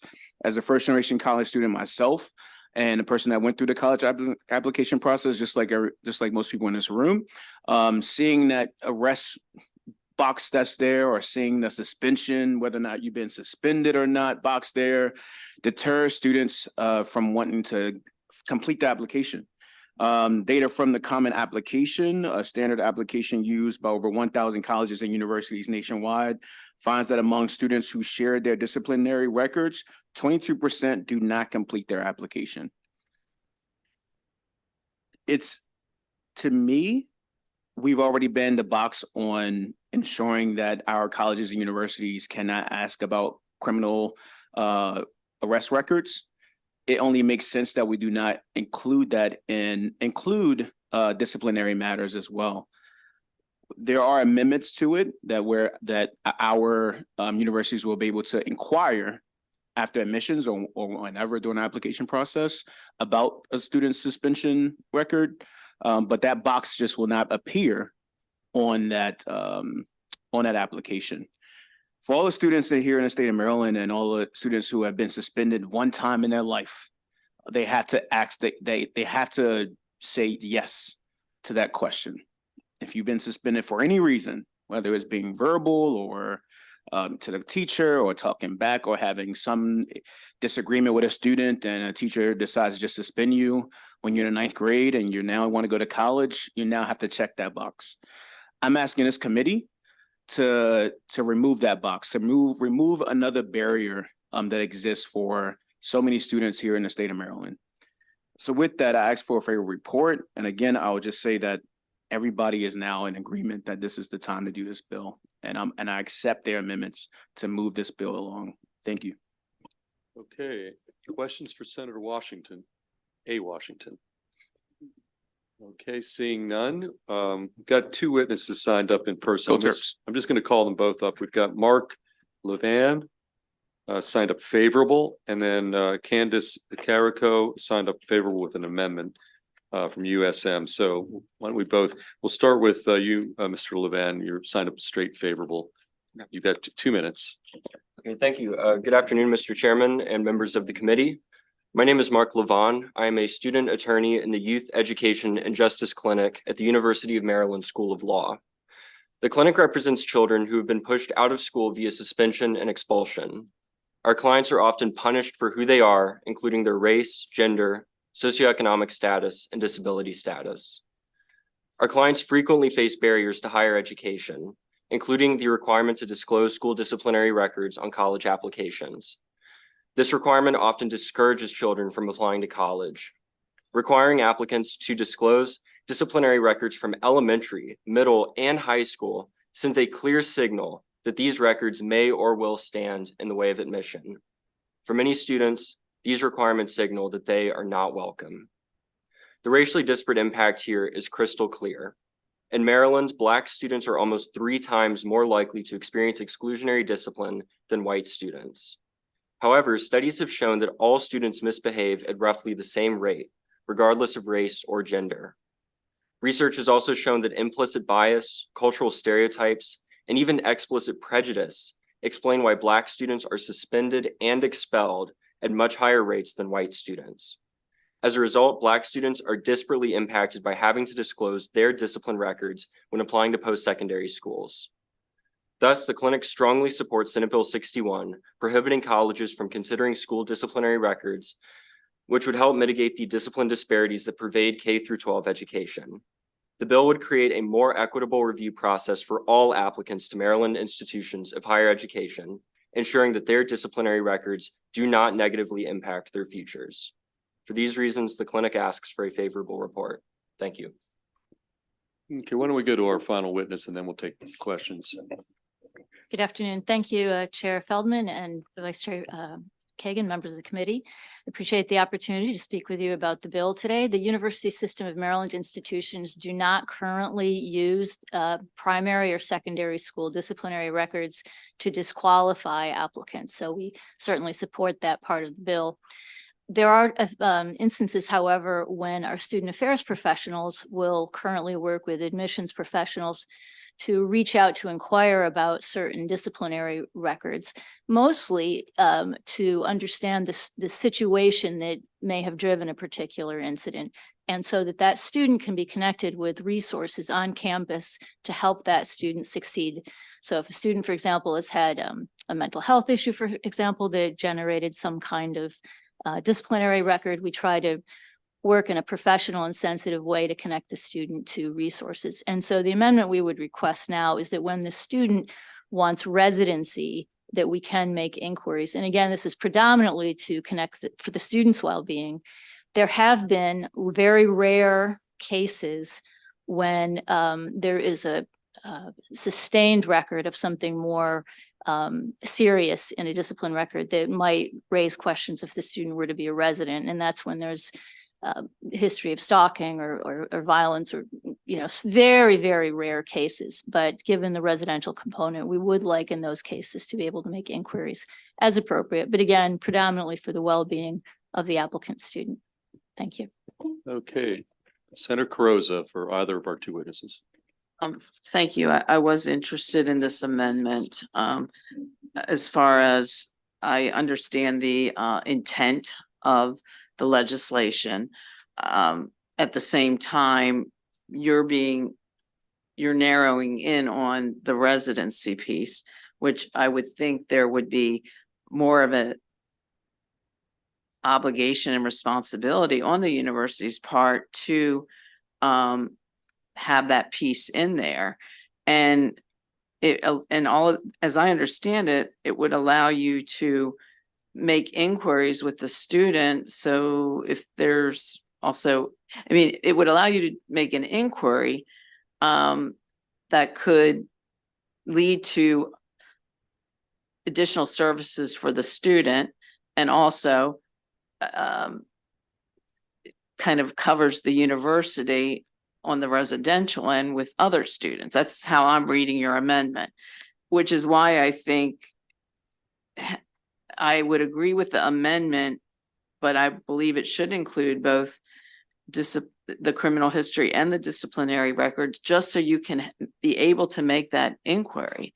So I guess my question to you is, it seems to me by your coming here in person to testify that this would be a pretty important safeguard that the University System of Maryland is requesting. This is an important amendment for us, yes. Okay, thank you. Okay, any additional questions for our witnesses? Okay, seeing none, that concludes the bill hearing on Senate Bill 61, and we're Thank gonna you. next turn to Senator Watson, Senate Bill 127. And we do have three witnesses signed up as part of your sponsor panel. I'm gonna call them up. Jenna back there, Sublet, Bernard Wright, and Maya Link. Those three come up to the table and join Senator Watson. Again, on Senate Bill 127, and Senator Watson, you take the time you need to present the bill. It's good to have some time, Mr.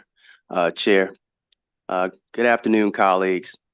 Senator Watson, for the record, representing the 23rd District of Maryland, here to testify in support of Senate Bill 127, the Firearm Detection Platform Act. I do want to acknowledge my great co-sponsor of this bipartisan bill, Senator Mary Beth Carrozza. In addition to the rise in crime impacting our communities, there's been an alarming increase in school shootings across our nation. This is particularly concerning to me as we have a responsibility of protecting our students on school grounds and when under our care. In 2023, there were 346 school shooting incidents that occurred across our country. That's a school shooting every day school is in session. Texas saw the highest number of casualties among states at 21 in 2023, followed by Maryland. And with Maryland being only 15% the size of California, it should be alarming that we had that number of casualties with respect to school shootings. All summer, I've been learning about the capabilities of artificial intelligence. Thank you, Senator Hester, to understand how AI can help us or harm us. But this bill presents a way to leverage technology and AI to help us keep our students safe. This bill requires the Maryland Center for School Safety to conduct an evaluation of at least 3 firearm detection platforms for potential implementation in our schools. These systems operate like an ADT system for a house, but they are trained on detecting firearms, alerting law enforcement, and tracking the movement of a firearm until law enforcement arrives and they can intervene. I'm going to let my esteemed guest up here talk about the technology a little bit and why this is so vitally important and can help. But I want to first pass the mic off to Mr. Bernard Wright. Mr. Wright, who is sitting to my left, was awarded the Prince George's County Chamber of Commerce Innovator of the Year for developing this technology. And so with that, Mr. Chair, I'm going to hand it off to my folks here. Okay, sir, tell us your name. And again, each of you will get 2 minutes on the clock here. Sure. Thank you, Senator Watson. Thank you, esteemed body. My name is Bernard Wright, and I'm the CEO for Pervista. So I'm honored to come here today to share my story and why my company took the step of developing Pervista, an AI-powered firearm detection platform that could help to redefine safety for students and faculty in Maryland schools. Picture this: a solution that is tirelessly and securely scanning video streams frame by frame in real time, committed to leveraging AI in the identification of firearms and properly alerting the proper authorities when one is detected. Our motivation stems from an incident that occurred in Prince George's County last May when 3 teens stormed a school bus and tried to shoot another.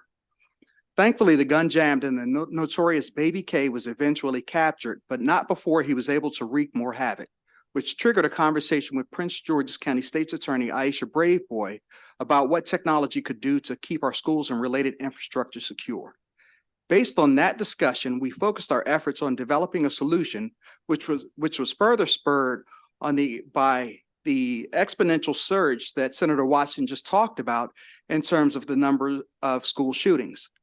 To put it in perspective, in 2010, the number of school shootings stood at 10 nationwide. Last year, that shot up to 346, as Senator Watson said, with 20 of those happening here in the state of Maryland.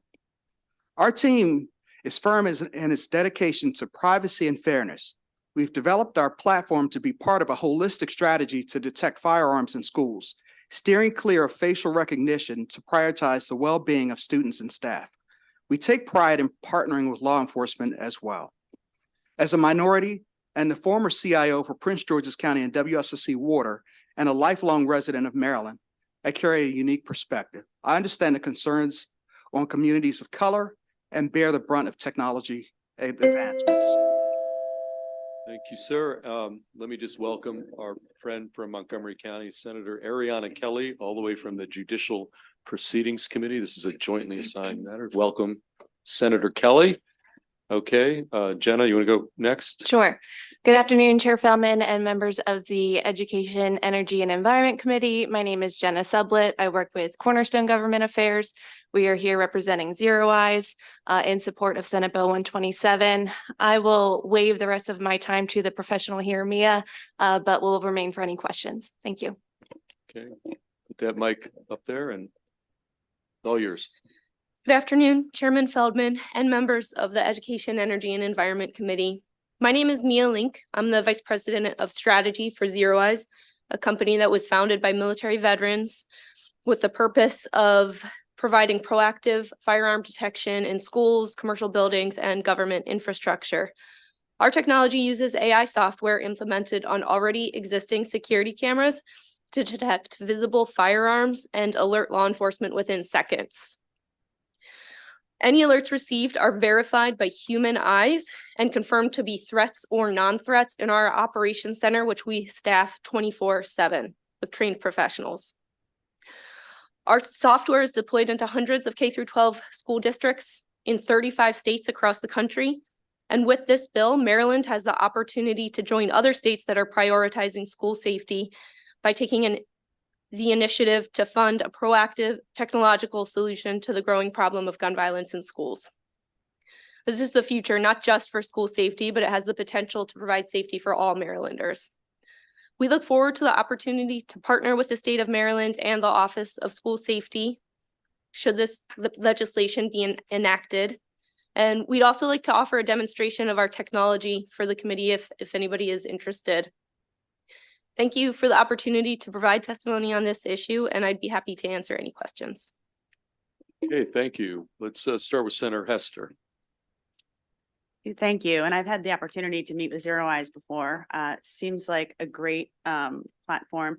So, and I've also learned a lot about artificial intelligence in the past year.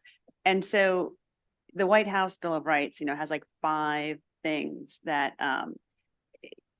it requires: safe and effective systems, algorithmic discrimination protections, data privacy, notice and explanation, and human alternatives.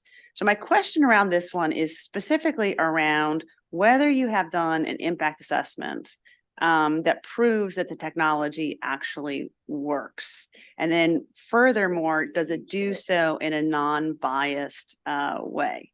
Can anybody on the panel answer those questions? So I'd be happy to take this. So in terms of an impact study, we are operational across the country. So we, in terms of does this work? Yeah, yes, it works. We're about 99.999 accurate in identifying firearms from the frames that we inference. And we also, in terms of the bias part of your question.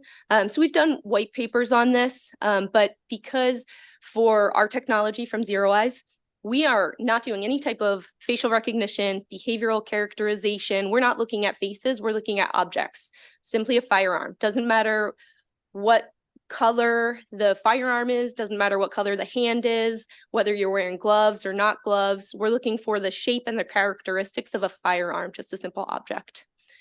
And just to add on to your questions about data privacy, we take data privacy very seriously as well.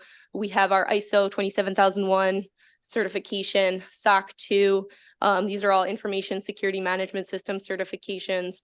All of our traffic is encrypted. Data at rest is encrypted. We will never monetize customer data. We take all of that very seriously as well. And Just one second. okay. Do you have an impact assessment that you could share with the Maryland Center for School Safety? Because one of their concerns is that they don't have, and this is something that we're working with the governor's office on, is we need to have a group within the state who can help to evaluate these, because individual agencies aren't able to evaluate the effectiveness and all the other characteristics I just mentioned. So one of the questions they're going to ask you is, does the product have an independent assessment? We'd be happy to help accommodate that to answer any concerns that you have. Fabulous. Okay, thank you. Did you want to ask? Yeah, Yeah, so do you want to add something? Yeah, go on. sure. One of the things I was going to say, and I'm pretty sure my comrade at Zero Eyes would agree, is that machine learning is built into it. So as we're seeing that certain things are happening that we don't want to happen with the algorithm, we're able to train the model so that it is becoming more accurate over time. And part of what we're doing is making sure that with each firearm, we're having different people hold the firearm so that we're not incorrectly identifying one person over another. And the goal is, I'm pretty sure many of you have heard about the biases in artificial intelligence, to make sure that it is fairly applied across the board. So that's pretty common in terms of the way that we're approaching things. And we could certainly, as Zero Eyes said, demonstrate that publicly to make sure that we are showing that it is applied fairly. Do you have an impact assessment that you could share with the Center for School Safety? No, we don't have an impact assessment, but what we can show is that it is consistently identifying above a certain confidence level. And that's a big part of what we're trying to accomplish, to make sure that it is at least 90% accurate. Okay, thank you. You're welcome. Okay, any additional questions for any member of the committee or Senator Kelly? Senator Washington. Yeah, I was trying not to. So, but you said confidence intervals. So that means 10% of the time it's not accurate. And what's the nature of the misidentifications? Do you have a? So, and the way to interpret that is, what we're doing is we're identifying whether it's a long gun or a short gun, because the response is going to vary depending on whether it's an AR-15 or a 9mm. So the 90% is identifying what type of firearm. We're 100% in terms of identifying that it is a firearm, but the 90% is correctly identifying that it's an AR-15 versus a 9mm. But I think what Senator Hester was getting to is that there are other variables that are in the screen. So you said it's only identifying the firearm, and then you said, well, we have Black people and white people and all different kinds of people hold the gun. So obviously the machine is picking up, all of that data. So, age, height, weight, all those types of things as well. So I think, if I'm correct, that we'd also be interested in those error rates, and, within the error, the 10%, are certain body types, more likely to be misread as having a bigger gun or a smaller gun, or just in general. So sure, and we could certainly provide more detail on that. So a big part of what we're trying to do is to make sure that we're training the model with different people holding it, so we can increase the accuracy rate. But then you're training it to recognize different kinds of people. It's just a. And we already know that it doesn't do a good job at distinguishing. No, we're not identifying, just as Zero Eyes, we're not identifying faces, we're identifying firearms. So we're looking to make sure we're identifying the firearm correctly. Right. And again, it's not the idea, it's the technology. Sure. Okay, we're gonna go to our in-house AI expert, Senator Hester, for another question. Oh, I mean, I live in fear of having an active shooter at my kid's school. So 90% is not 100%, but it's better than nothing, right? As long as it truly is 90%. But my question is, reading the response from the Maryland Center for School Safety, I think that where the state is going is that the evaluation of the products should actually be done by the governor's sub-cabinet on artificial intelligence, which could then bring in the Maryland Center for School Safety. And we're hoping that that sub-cabinet will have funds available to do the work that needs to be done, which you're saying you'd be willing to work with us. So, I mean, I think that, I mean, when the bill, last year's bill was about a specific company. I really like the fact that this bill is about a study, right? And where better to start than by trying to protect our kids to see if it's safe, effective, and unbiased. So my question is for the bill sponsor. What would you think about about an amendment to shift this to the governor's cabinet on artificial intelligence and have them conduct the study? I don't have a problem with that, but there's a couple pieces left out. Number one is, unlike when we talk about artificial intelligence and we get concerned about people and faces and recognition, when he's talking about to address Senator Washington's concern, he was able to train his system using firearms from law enforcement, having them hold it different angles and those types of things to train the system. This system is agnostic to who's holding it, only looks at the profile of a firearm. Number one. Number two is this is only applicable to school campuses because anywhere on a school property, if there's a firearm, is prohibited. That's two. Number three, this is being used currently in some of our Baltimore schools.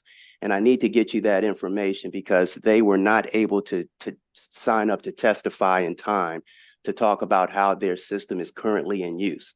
So I wanted to get those three pieces out. But to answer your question, if we could come out and we agree with some standard methodology, which is what we're talking about, way to validate that these systems do what they're supposed to do and don't infringe, that we've been talking about all summer, you know, I wholeheartedly support that. We just have to get them to that level of expertise to know how to do those things. Okay. Any additional questions for Senator Watson? We've got Senator Kagan. Thank you, Mr. Chair. Senator Watson, I'm just looking in the fiscal note, and the school safety sub-cabinet consists of the following individuals or their designees: State Superintendent of Schools, Secretary of Health, Secretary of State Police, the Attorney General, the Secretary of the Department of Disabilities, and the Executive Director of the Interagency Commission on School Construction. I wonder whether, as you worked on this bill, if anyone suggested anyone else who might be involved in this conversation. So my personal opinion, my opinion on that is that those folks are already a part of school safety, and our schools aren't safe, in my opinion. There's $600,000 that's allocated to the Safe Schools Fund that comes from uninsured motorists. And this bill is only saying that the minimum that they would need is one grant administrator to go ahead and perform 3 evaluations or look at 3 platforms. So this is really minimal cost with a very, very strong upside to protect folks. totally got that. And Senator Hester, I know you were talking about including some of folks. I'm just wondering, all right, we can talk about this offline. Maybe you've already been thinking about this and have some ideas. It just seemed to me that that there might be other folks like DoIT, Department of Information Technology, like MDEM, just that there might be some other folks whose expertise might be helpful. You mean who could qualify the system? Is that what you're talking about? No, if this moves forward, the school safety sub-cabinet in current law, it's a fairly small group and maybe there might be expertise elsewhere. It's in we can talk offline. Yeah, we can take this conversation. We're getting a little in the weeds here. Okay. Okay, final or additional questions of any of the panelists or the sponsor? Okay, seeing none, that concludes the bill hearing on Senate Bill 127. Thank you, Senator Kelly, for joining us. Thank you, Mr. Chair. And we're going to go now to the final 2 bills, both from Senator Ellis, and we'll start with Yes, sir. come up to the stand table. We're going to start with Senate Bill. Do you have a preference which bill you want to go first? Your choice, Mr. Chairman. Okay, Senate Bill 12, Senator Ellison. We've got, well, why don't you start? We don't have any sponsor panels, so you take the time you need to present Senate Bill 12. Thank you, Chair Feldman. Madam Vice Chair Kagan and members of esteemed committee. I'm Senator Arthur Ellis, representing the 28th District of Charles County. I'm here today to present Senate Bill 12, Colleges of Maryland, Southern Maryland Board of Trustees membership alterations. The purpose of this bill is to increase the membership of the Board of Trustees for the College of Southern Maryland by 2 members from 9 to 11. It requires the 2 additional members of the Board of Trustees to be residents of Charles County. A little background, I'm not a native to Charles County, been there 27 years and seen the county grow tremendously. Charles County is like the 2nd fastest growing county in the state of Maryland. Population has exploded tremendously in the 20 plus years I've been there.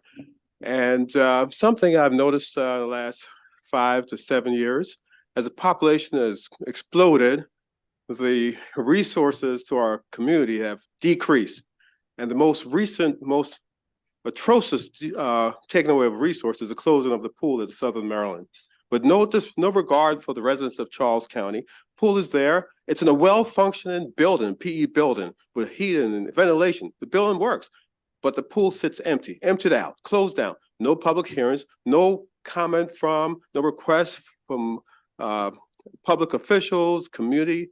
It's just unilaterally shut down. And the resources from Charles County moved out south to St. Mary's County with brand nice pools there at the College of Southern Maryland campus in Leonardtown. And most of the bills are paid for by the College of Southern Maryland with Charles County people's money. I mean, it's atrocious. My children learn to swim in that pool. Seniors do water aerobics in that pool. There's nowhere for seniors to go now to do water aerobics, water therapy. Swim teams have nowhere to go. Yeah, we have 3 indoor pools in Charles County, and those pools are located at the public schools, high schools, and they're used by the students there at that school. So the public or seniors have nowhere to go. With a facility that can be opened, and it just amazed me that the College of Southern Maryland, which is a state institution, last year, they got almost $7 million from the state of Maryland for projects. But they're saying, we don't have to listen to the public. We don't have to listen to the senators and the officials. We do what we want to do, and we put the pool where we want to go. The issue with the board is in Charles County, we're outnumbered. I'll be frank. Charles County is majority Black, but the board is controlled by majority whites, Republicans, St. Mary's, and Calvert County, and they outvote the Charles County members. And they don't care about my citizens. They do not care about the residents of Charles County. Seniors of all races use that pool, and they came up last week and testified about BAT. Just emotional, wrenching testimony of what they're doing without. And that institution shut that facility down and given me such a hard time to reopen it. When I provided $1 million to them to reopen that pool last year in the state budget, they're like, we don't care. We don't care how much money you give us. We're not going to reopen that pool. And that was their testimony last week in B&T. And so I will not rest until we reform this rotten system that currently exists in our tri-county system. We have, the resources pulled out. Also, I must say, it's about equity and equality. Right now, each county has 3 votes on the Board of Trustees, College of Southern Maryland, where Charles County is by far the largest county in the region, the largest county. We're twice as large as Calvert County and probably 35% larger than St. Mary's County. But yet still, the votes are unbalanced, and it's being used against my constituents, all my constituents, young and old, Black and white. The resources are pulled out of Charles County, and they don't care because you know what? You don't have the votes. So Senate Bill 12 will say, let's do some equity. Equality is not always what it should be. In this country, we still have a lot of decisions based on race. And unfortunately, the resources are being hogged because there's a majority vote on this board of trustees of Southern Maryland. And whether you want to say it's racial or it's a political party, Republicans, or I don't care what. But the fact is, that's what's happening to my constituents. And I would love to have equity when it comes to our institutions and resources put into Charles County instead of being taken out, and then they look in our face and say, who cares? You have no say, you have no power. We will not look out for our children. We will not look out for our seniors. We will, even if you give us the money, we don't care. We're not going to open that pool. Because you know what? In this tri-county region, you don't have the power. Whether once you're Black or whether you're all Democrats or whatever, you don't have the power in this tri-county region. So we will decide, and we don't care what you care and what you do.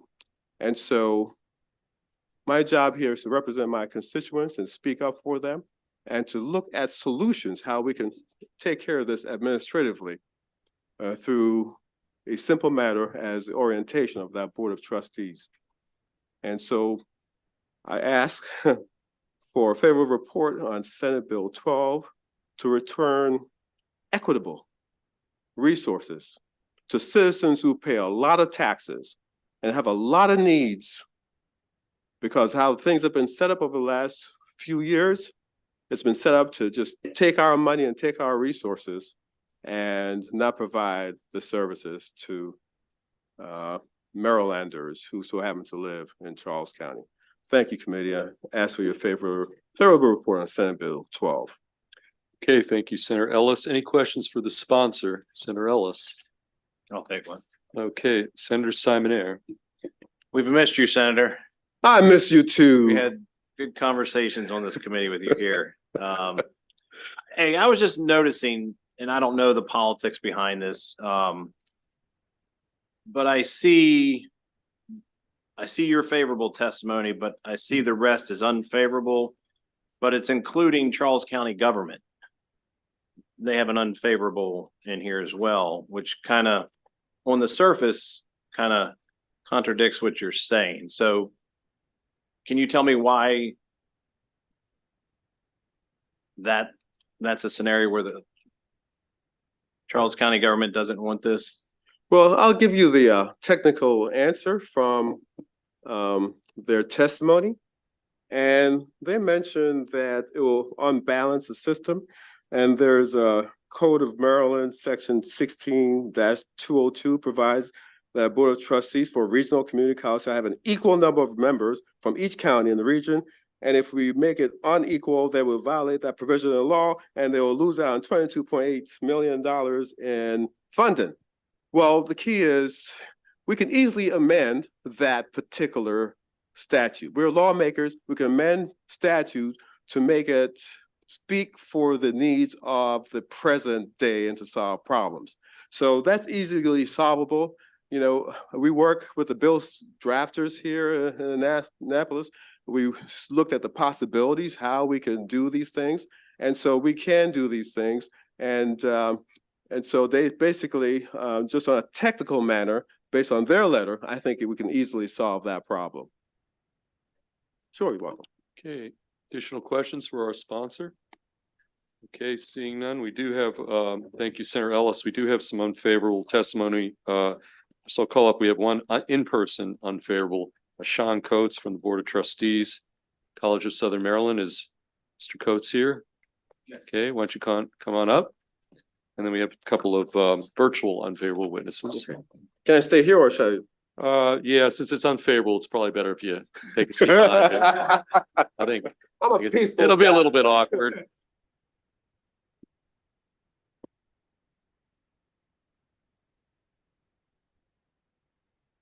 And we do actually have one other, are you Yolanda Wilson? Okay, you signed up for information purposes, not unfavorable, but we'll take both your testimony, then we'll go to the two virtual witnesses. So, sir, tell us who you are, and each of you, we're gonna have 2 minutes, so why don't you start off? Good afternoon, I am Sean Coates, trustee chair of the College of Southern Maryland. On behalf of the college's full board, I ask for an unfavorable report for Senate Bill 12, College of Southern Maryland Board of Trustees memberships alterations. The College of Southern Maryland is a regional college governed by a Board of Trustees representing each county equally. Founded in 1958 in Charles County, the college expanded in 1978 to serve St. Mary's County and again in 1980 to serve Calvert County. In 2000, the state formalized this tri-county scope by creating the Regional College of Southern Maryland.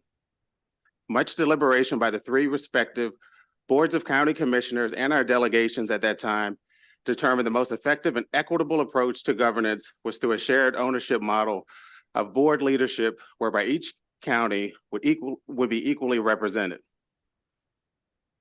There are 9 of us, 3 from each county appointed by the governor, and in my experience, this equal representation benefits both our communities and our students. Shared ownership is the principle behind establishing a regional community college.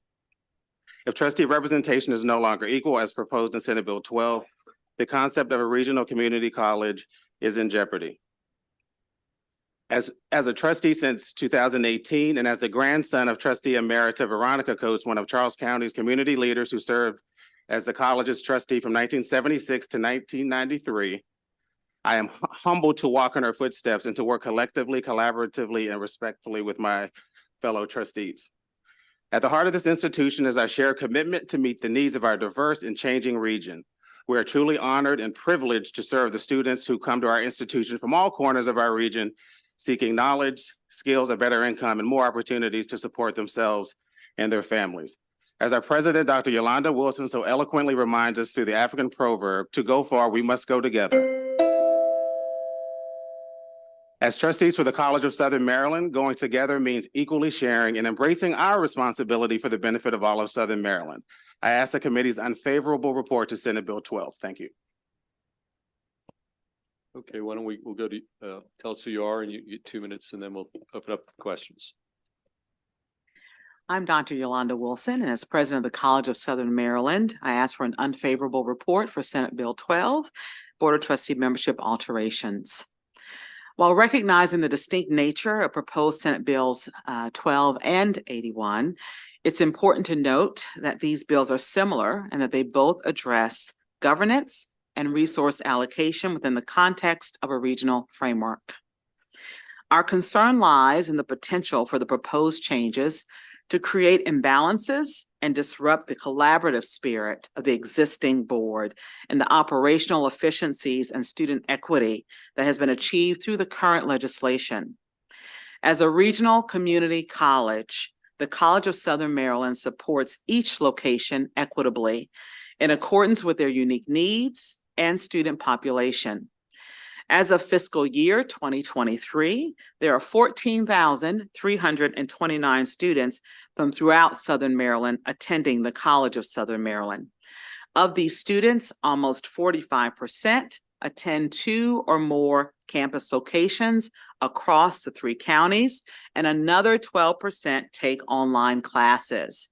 We know since the pandemic that the higher education landscape has shifted.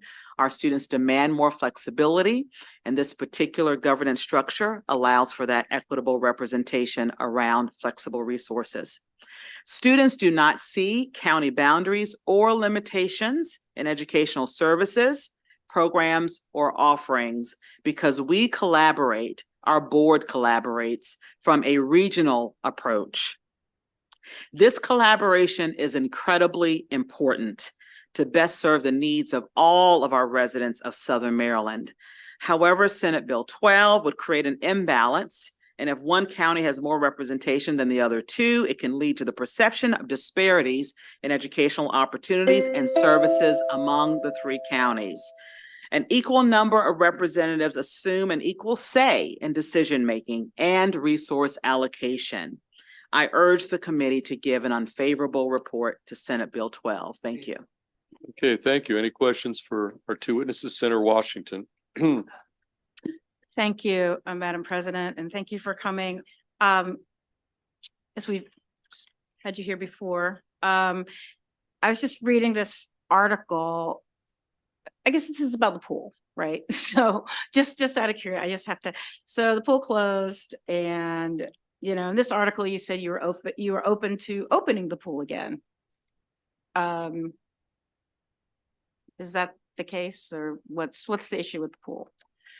So with the pool, as we shared last week, we have 19 safety concerns with this pool. This pool is over 50 years old.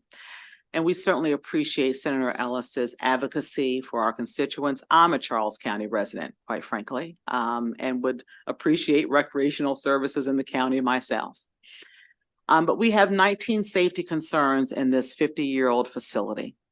And we did a feasibility study back in December of 2022 and an updated one in October of 2023. In that feasibility study, to get the pool up to ground zero with those 19 safety concerns would be over $3 million. To provide an aquatics facility that our Charles County residents deserve, that's multi-generational and multifaceted, will be close to $20 million. That does not include operational costs. That's just talking about renovations and upgrades to the structure. We have been in conversations with our Charles County commissioners about their aquatic plans for the county. And they have a beautiful plan that they have agreed to accelerate and begin sooner rather than later. They originally were thinking 5 to 7 years they would start. They have bumped that up. They crafted a letter and sent it to our Southern Maryland delegation, of which Senator Ellis is a part, back in mid-December. And we crafted a letter as one of their community partners in support. They recognize that our mission-centeredness is education and student success, and their mission-centeredness is providing recreational services and support for the county. So we rallied around that.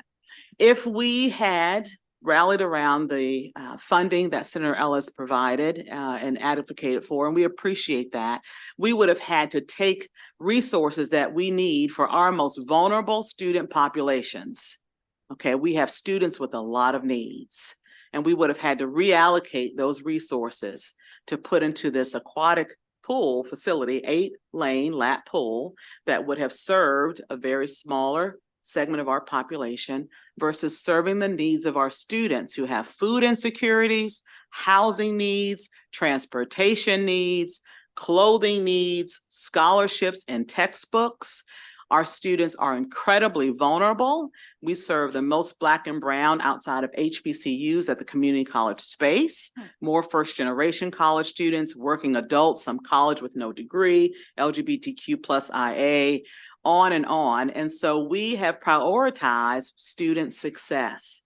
It is not that we don't think that recreational services are important for our community. It is not that we don't want to partner with Senator Ellis on what he is advocating for.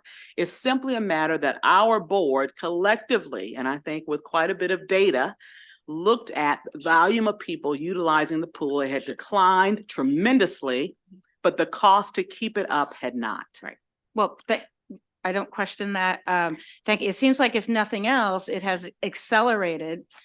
This bill has, making the county's plan has accelerated the county. So Yes, perhaps sometimes you need a bad cop or you need someone to make a stink in order to make something happen. So I'm glad that the pool for the community is going to happen sooner than it would have had this legislation not put forward. But thank you. Thank you so much for your observation. Thank you. Okay, any additional questions for the panel? Okay, seeing none, thank you. We do have 2 witnesses signed up virtually, or are they in the queue? Both signed up unfavorable. We've got Kenneth Abel and Christy Lombardi. Let's see who pops up first on the screen.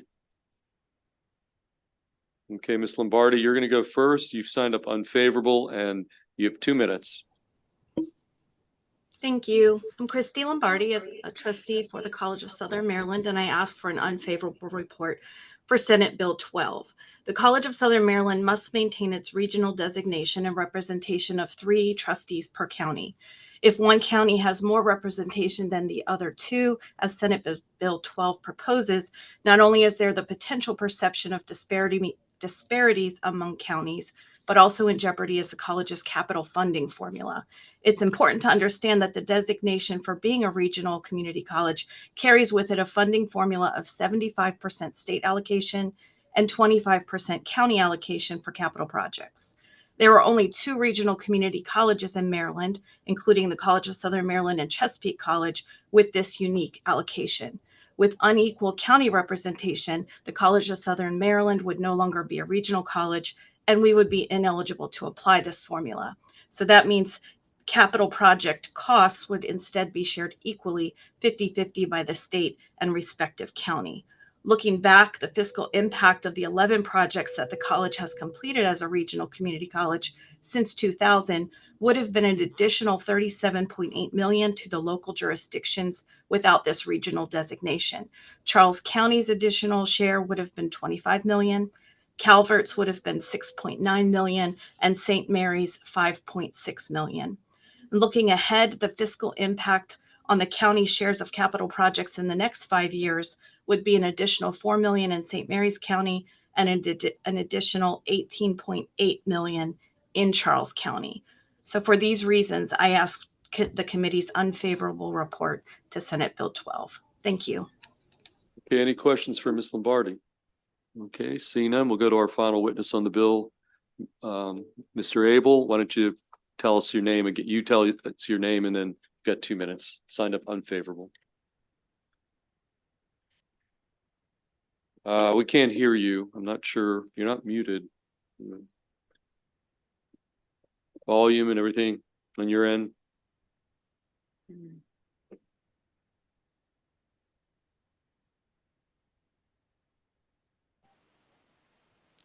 How about now? Yep, we can hear you. We're good to go.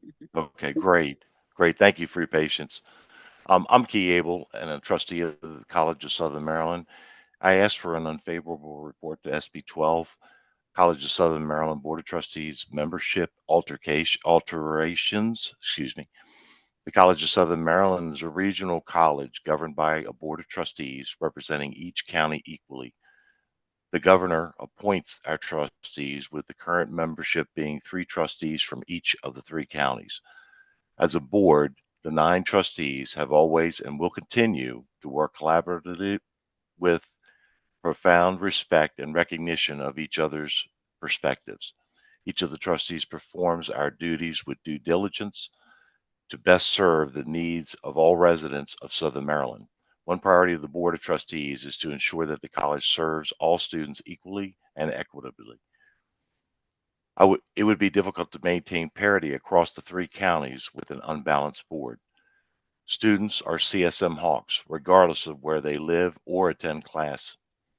The board should be balanced, unbiased, and while representing their respective counties, have a clear understanding of the regional significance of their decisions. I can assure you we do. The concern with SB 12 is the perception of disparities that would arise in educational opportunities and services among the 3 counties. In the long term, having 2 additional trustees on the college's board and creating an imbalanced board favoring one county can lead to significant negative impact. I ask the committee to give unfavorable report to SB 12. Thank you. Okay, thank you. Any questions for that witness, Mr. Abel? Okay, seeing none, that concludes the bill hearing on Senate Bill 12, which brings us to our final bill of the day. Back to you, Senator Ellis. Why don't you come up to the table and present Senate Bill 81?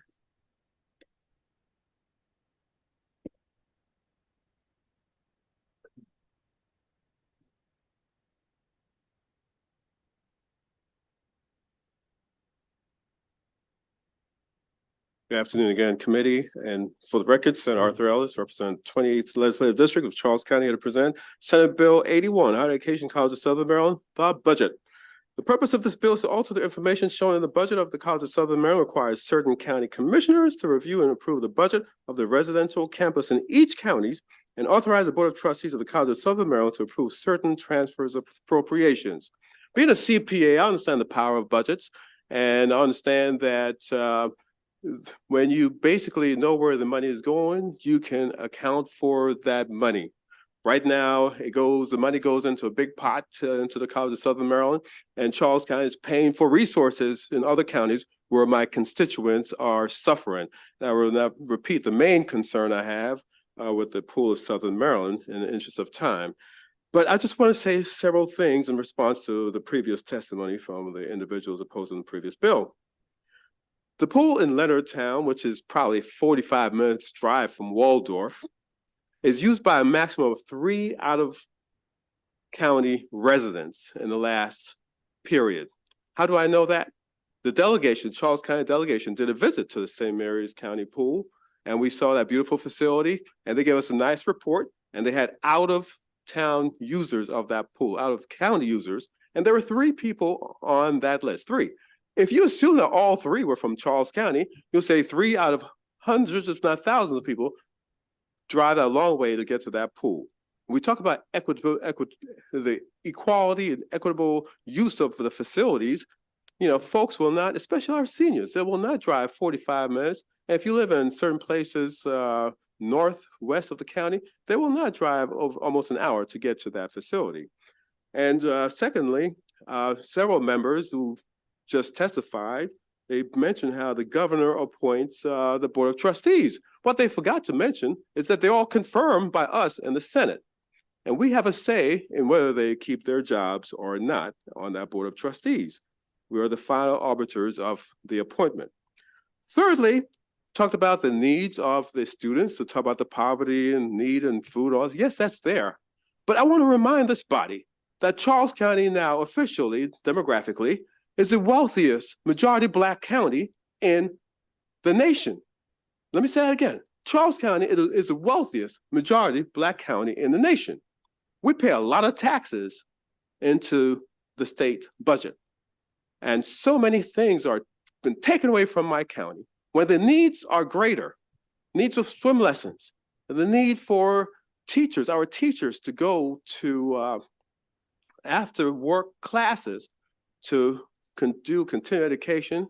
Our higher education centers was taken to St. Mary's County. I can go on and on about the things that were taken. A lot of these things didn't happen on my watch, but the pool happened on my watch, so I'm addressing those issues. It was also brought up that we have 19 safety concerns at the pool. That's why I gave them $1 million to fix those concerns. Fix them. The building is great. It works well. The HVAC work. The heating, air conditioning system works. The bathrooms work. Now it's mentioned that the county say that they will work on a new facility for aquatics in the county, and they moved up the plan to start on that next year. I want this facility at the pool to be reopened by the end of this month, end of this year, so that people will have that transitional facility available to them. Our seniors who need water aerobics have nowhere else to go to take care of their health and to live a little longer life. A temporary facility. We understand it's 50 years old, but you know what? It's in a building that can work, and $1 million is a lot of money, and to work with to fix those safety concerns. So addressing those issues that was brought up earlier, I thank you for allowing me to do that. And to say that this bill will say each county commissioners, Senate Bill 81, must approve the budget for each campus. And the monies that come out of Charles County, like even in the state budget, the monies for the community college in Charles County is allotted. Almost $7 million, $6.9 million. And for St. Mary's is a set, and for Calvert County is a set. It's allotted in the state budget to each county. But right now they get it and they put it in a pot, and oh, hello America, we move that money where we want to move it. And it ain't coming to my constituents in Charles County for basic services.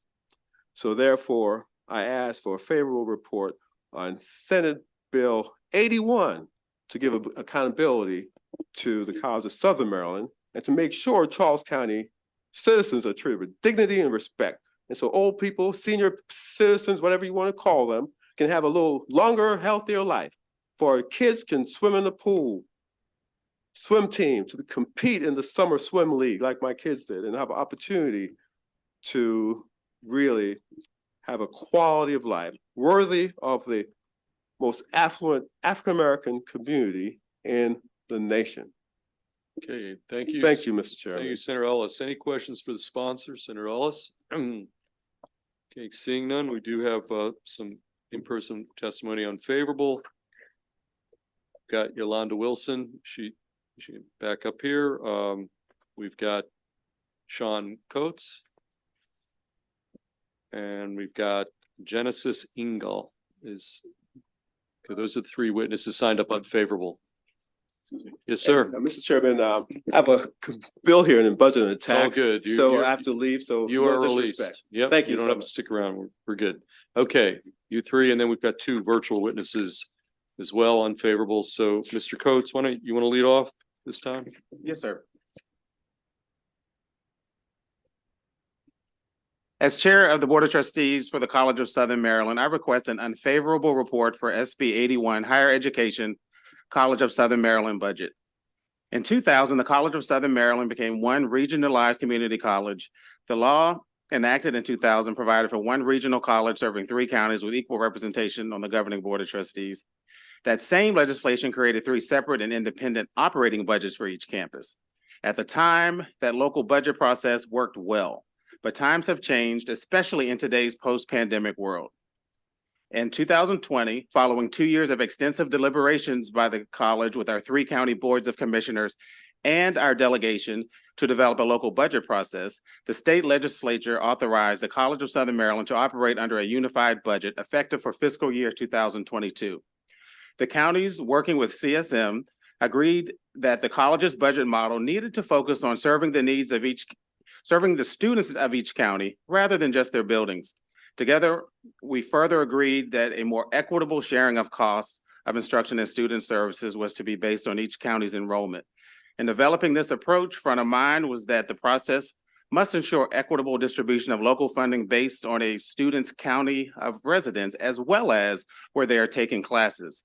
This process also honors our students' success, academic excellence, and financial and operational efficiency as core expectations, and that the college must be able to respond nimbly to student needs.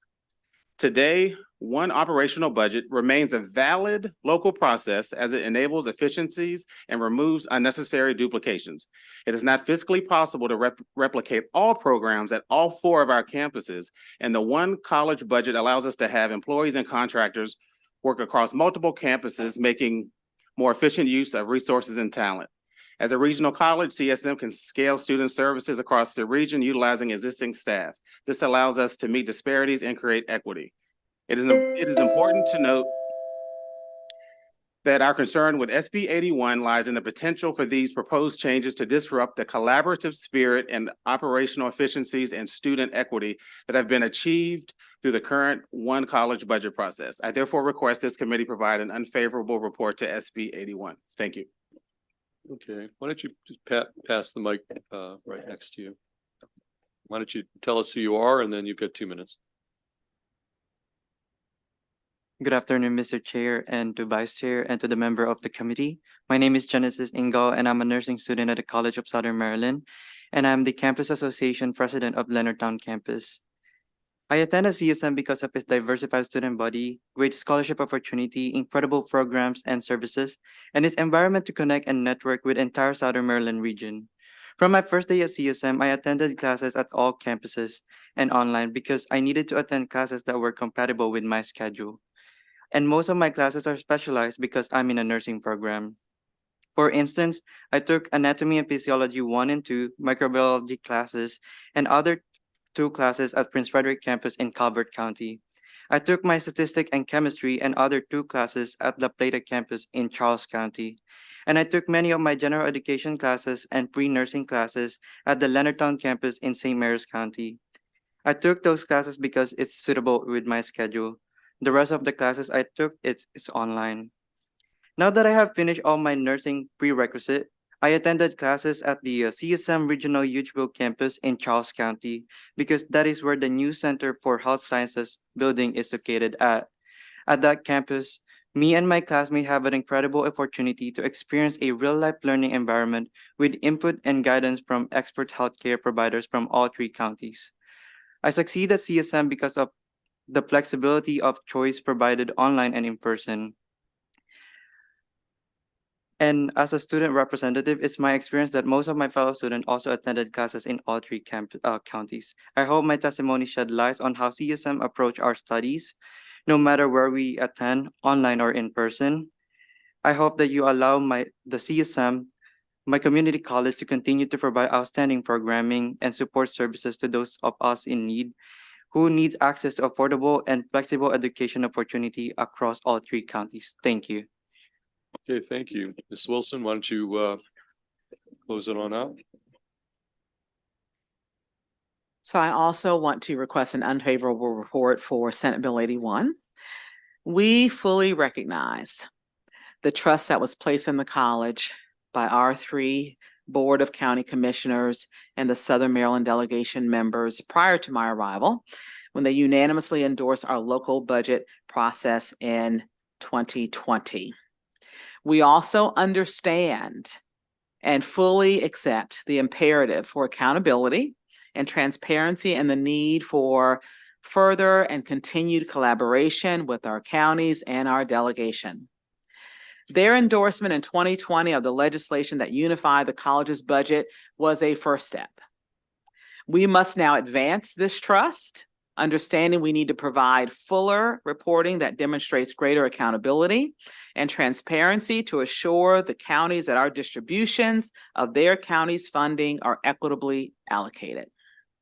Senate Bill 81 would return CSM's budget to the previous system of budgeting, a model that is no longer relevant in this post-pandemic higher education landscape. The educational landscape has shifted drastically during COVID, and we do business differently. It has shifted, and our students demand that we do business differently. Bless you. In 2000, when we became the College of Southern Maryland, instruction was primarily offered in person. Advising and tutoring primarily offered in person. 24 years later, and in a post-pandemic world, we offer students a variety of learning modalities and services, online, face-to-face, hybrid, high flex, all kinds of models that we have to offer that necessitate the flexibility that Genesis just mentioned. Genesis, who resides in one county, who's majoring in a program that resides in another county, and has to take online courses and go to every single campus to get his general education. So we respectfully ask that the local budget process remain intact. So we want to give an unfavorable report. Thank you. Okay, any questions for our witnesses? Senator Hester. So I just, it's obvious that Senator Ellis had a bunch of bills, in this general area. My question is, aside from, where is there a communication breakdown or whatever is going on? Why is he so unhappy with the college? And is there something else that can be done? It seems like the needs of his constituents are not being addressed. At least that's the impression that we get. And you testified about how it's a one budget, blah, blah, blah. So that may be true. But at the same time, do you have a counter proposal to how to make sure that his constituents feel like their needs are getting met? So that is such an excellent question. I appreciate that. And I'll be candid with you that my cabinet members and I, and even the board and I, have been discussing how we can foster increased collaboration and communication among not only Senator Ellis, but our delegation and our county partners and leaders. We met when we became aware that he had put in for this funding back in April, because we were not aware that he was putting in that funding request. So when we became aware of that, I reached out and gave him a call. And I said, thank you, Senator. It's quite unexpected, but we appreciate the advocacy. Maybe we need to bring a group around the table to talk about what we're going to do with this $1 million. So he said, sounds like a great idea. So in May, we pulled together members of Charles County Commissioners, members of our Southern Maryland delegation, Parks and Rec from Charles County, a couple of community citizens, Senator Ellis, myself, at the College of Southern Maryland to have a conversation. We talked about the feasibility study. Again, they had received it when I arrived in January. They had received it prior to my arrival, the previous December. And we said, this is what the costs are. So $1 million will not be enough. And he admitted, he said, I know it's not going to be enough. So we need some kind of collective impact model and collaboration to figure out how we fill this gap. And because we knew that the Charles County Commissioners had a plan for 5 years or so out, what were we, CSM, going to do with this pool once this beautiful facility opens up down the road And now we're left holding the bag with this pool and have to keep this pool up that no one will no longer want to go to because we've got this beautiful facility down the road, right? And so what do we do then with that pool? And what do we do with those resources that will be needed to keep that pool up to speed? So that was a part of the question and the conversation. So we put it back into the hands of our partners to help think that through. Again, for us trying to remain mission centered, we have been down in enrollment for 5+ years, are just starting to see an uptick. But when you've been down in enrollment for 5+ years, you've got some needs. You've got some staffing needs. We've got deferred maintenance costs. We have a lot of things happening. So for us to allocate the gap with that funding would have been challenging. Okay, so we needed a partnership and a collaboration around that. So we tossed that back out to say, okay, you let us know, CSM, how we can best partner and align, but we need to see what those are. And the conversation stalled for a bit, to be quite candid.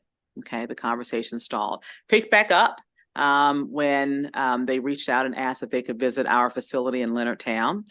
And in seeing that, I think conversations re-ensued, and so here we are. Charles County decided to accelerate their plan, and Senator Ellis decided to enact the bills, believing that the Leonardtown facility has resources that the La Plata facility does not. We are committed at CSM to fostering improved communication and collaboration, bringing our county leaders and state delegate leaders along in what our budgetary processes are and the why of what we do. And hopefully we will not find ourselves in this place again next year. Okay, any additional questions for the panel? Seeing none. We do have 2 virtual witnesses, same virtual witnesses as the last bill hearing. We've got, are they still here? Yes. Okay, we've got Christy Lombardi again, and we've got Kenneth Abel. These are the final 2 witnesses for the day. So Ms. Lombardi, you go first, 2 minutes. Good evening. Again, I'm Christy Lombardi, trustee for the College of Southern Maryland, and I request an unfavorable report for Senate Bill 81. As we prepare our fiscal year 2025 budget, the College of Southern Maryland is only now in our 2nd year of operating under a unified budget model. I'd like to explain a little bit about how this local budget process works. The county operating budget requests are based on 3 factors. First, the county's full-time equivalency as determined by MHEC, which is Maryland Higher Education Commission. Second, by the unduplicated headcount within that county. And third, by the square footage of the campus buildings located within the specific county.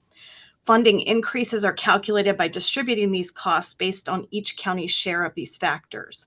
County boundaries do not exist for our students, as you've heard, when it comes to the classes they attend, the services they receive, or the online and in-person programming that they require. This funding formula and the equitable distribution of the funds we receive are grounded in the same equitable principle of meeting our students where they are, supporting their mobility, and avoiding expensive duplication. The college currently provides 2 annual budget reports to the state, and going forward, we acknowledge the importance of providing the same accountability to our 3 counties. The 2 reports show the college's budget revenues and expenditures by each county at the beginning and at the end of the fiscal year. These comprehensive reports will be equally valuable for our county partners to see how their funding is being spent and in holding the college accountable for the distribution of these allocations. Combined, our 3 counties fund about 30% of the college's overall annual operating budget, and we are grateful for their support to help make the College of Southern Maryland more accessible to the demands of our students and more efficient in the way we manage and operate our virtual and physical campuses serving our 3 counties. The college's current budget process enables great flexibility and efficiency in the operations of the college. I ask for your unfavorable report of Senate Bill 81 to allow us to maintain our current budget process as we continue to work with our county partners in providing them greater accountability and transparency. Thank you. Okay, thank you. Mr. Abel, you are the final witness on this bill and for the bill hearings for the day. Thank you, sir. Again, I'm Key Abel, and I'm a trustee of the College of Southern Maryland, and I request an unfavorable report for SB 81, Higher Education College of Southern Maryland budget. The College of Southern Maryland is a workforce pipeline for all of Southern Maryland, and employers welcome qualified graduates from all 3 counties. Like the college has a footprint in each of the three counties, as well as a much larger virtual presence, our workforce partners similarly hold a regional perspective. In fact, the college held a community convening in September, and we received overwhelming feedback from our region's partners in the nonprofit, military, healthcare, and economic development fields that CSM must approach our programming from a regional perspective, and that the college be the hub of the workforce development of Southern Maryland. Today, CSM responds nimbly to our students and their needs. We know our students are mobile, and because of our strategic locations throughout Southern Maryland, students who work in one county and live in another can choose the location that best serves them. For instance, we have St. Mary's County residents who are learning at Charles and Calvert County campuses and virtually. And we may very well, who may very well go to work in Charles County. CSM truly reflects the regional concept. Speaking of the virtual campus, the college has 11 online programs of study and more than 26,000 enrollments just in online courses. In fact, intelligent.com rankings once again include CSM among the best community colleges in Maryland and the nation's best online associates in information technology and systems degree programs for 2024. This tremendous growth of our online classes has been possible due to the ability to assign resources and costs to a virtual campus that is tied to all three counties. As of fiscal year 23, almost 45% of CSM students attend 2 or more campuses locations across the three counties, and another 32% take online classes. There's a tremendous growth in online education, and as notably demonstrated during the pandemic, there are no county boundaries in the virtual classroom. The ability to allocate resources based on students' needs and where they are ultimately benefits all students. As trustee of the nine of us represent our counties equally, and we're committed to approach each location equitably according to the unique needs and student population. As a regional college operating as one college, CSM can serve our 14,329 students and their success fairly, strategically, equitably, Mr. Abel, regardless of the campus. Can you come to some closure? Okay, you almost done? Yes, sir. Yes, sir. Okay. For this reason, I asked the committee's unfavorable report for SB 81. Thank you. Okay, thank you, sir. Any questions for the witness? We've got Senator Kagan. Just really quickly, I just want to, I'm sure on behalf of my colleagues, just congratulate Genesis and thank you. Thank you for wanting to be a nurse. We have such a shortage in healthcare workers, and thanks for being with us today and making the drive up and being a leader. And you did a great job. So congratulations and good luck to you. Thank you, Mr. Chair. Okay, with that, see no further questions. That concludes bill hearing on Senate Bill 81, concludes our bill hearings for today. What I missed? Oh, okay. The meeting's hereby adjourned.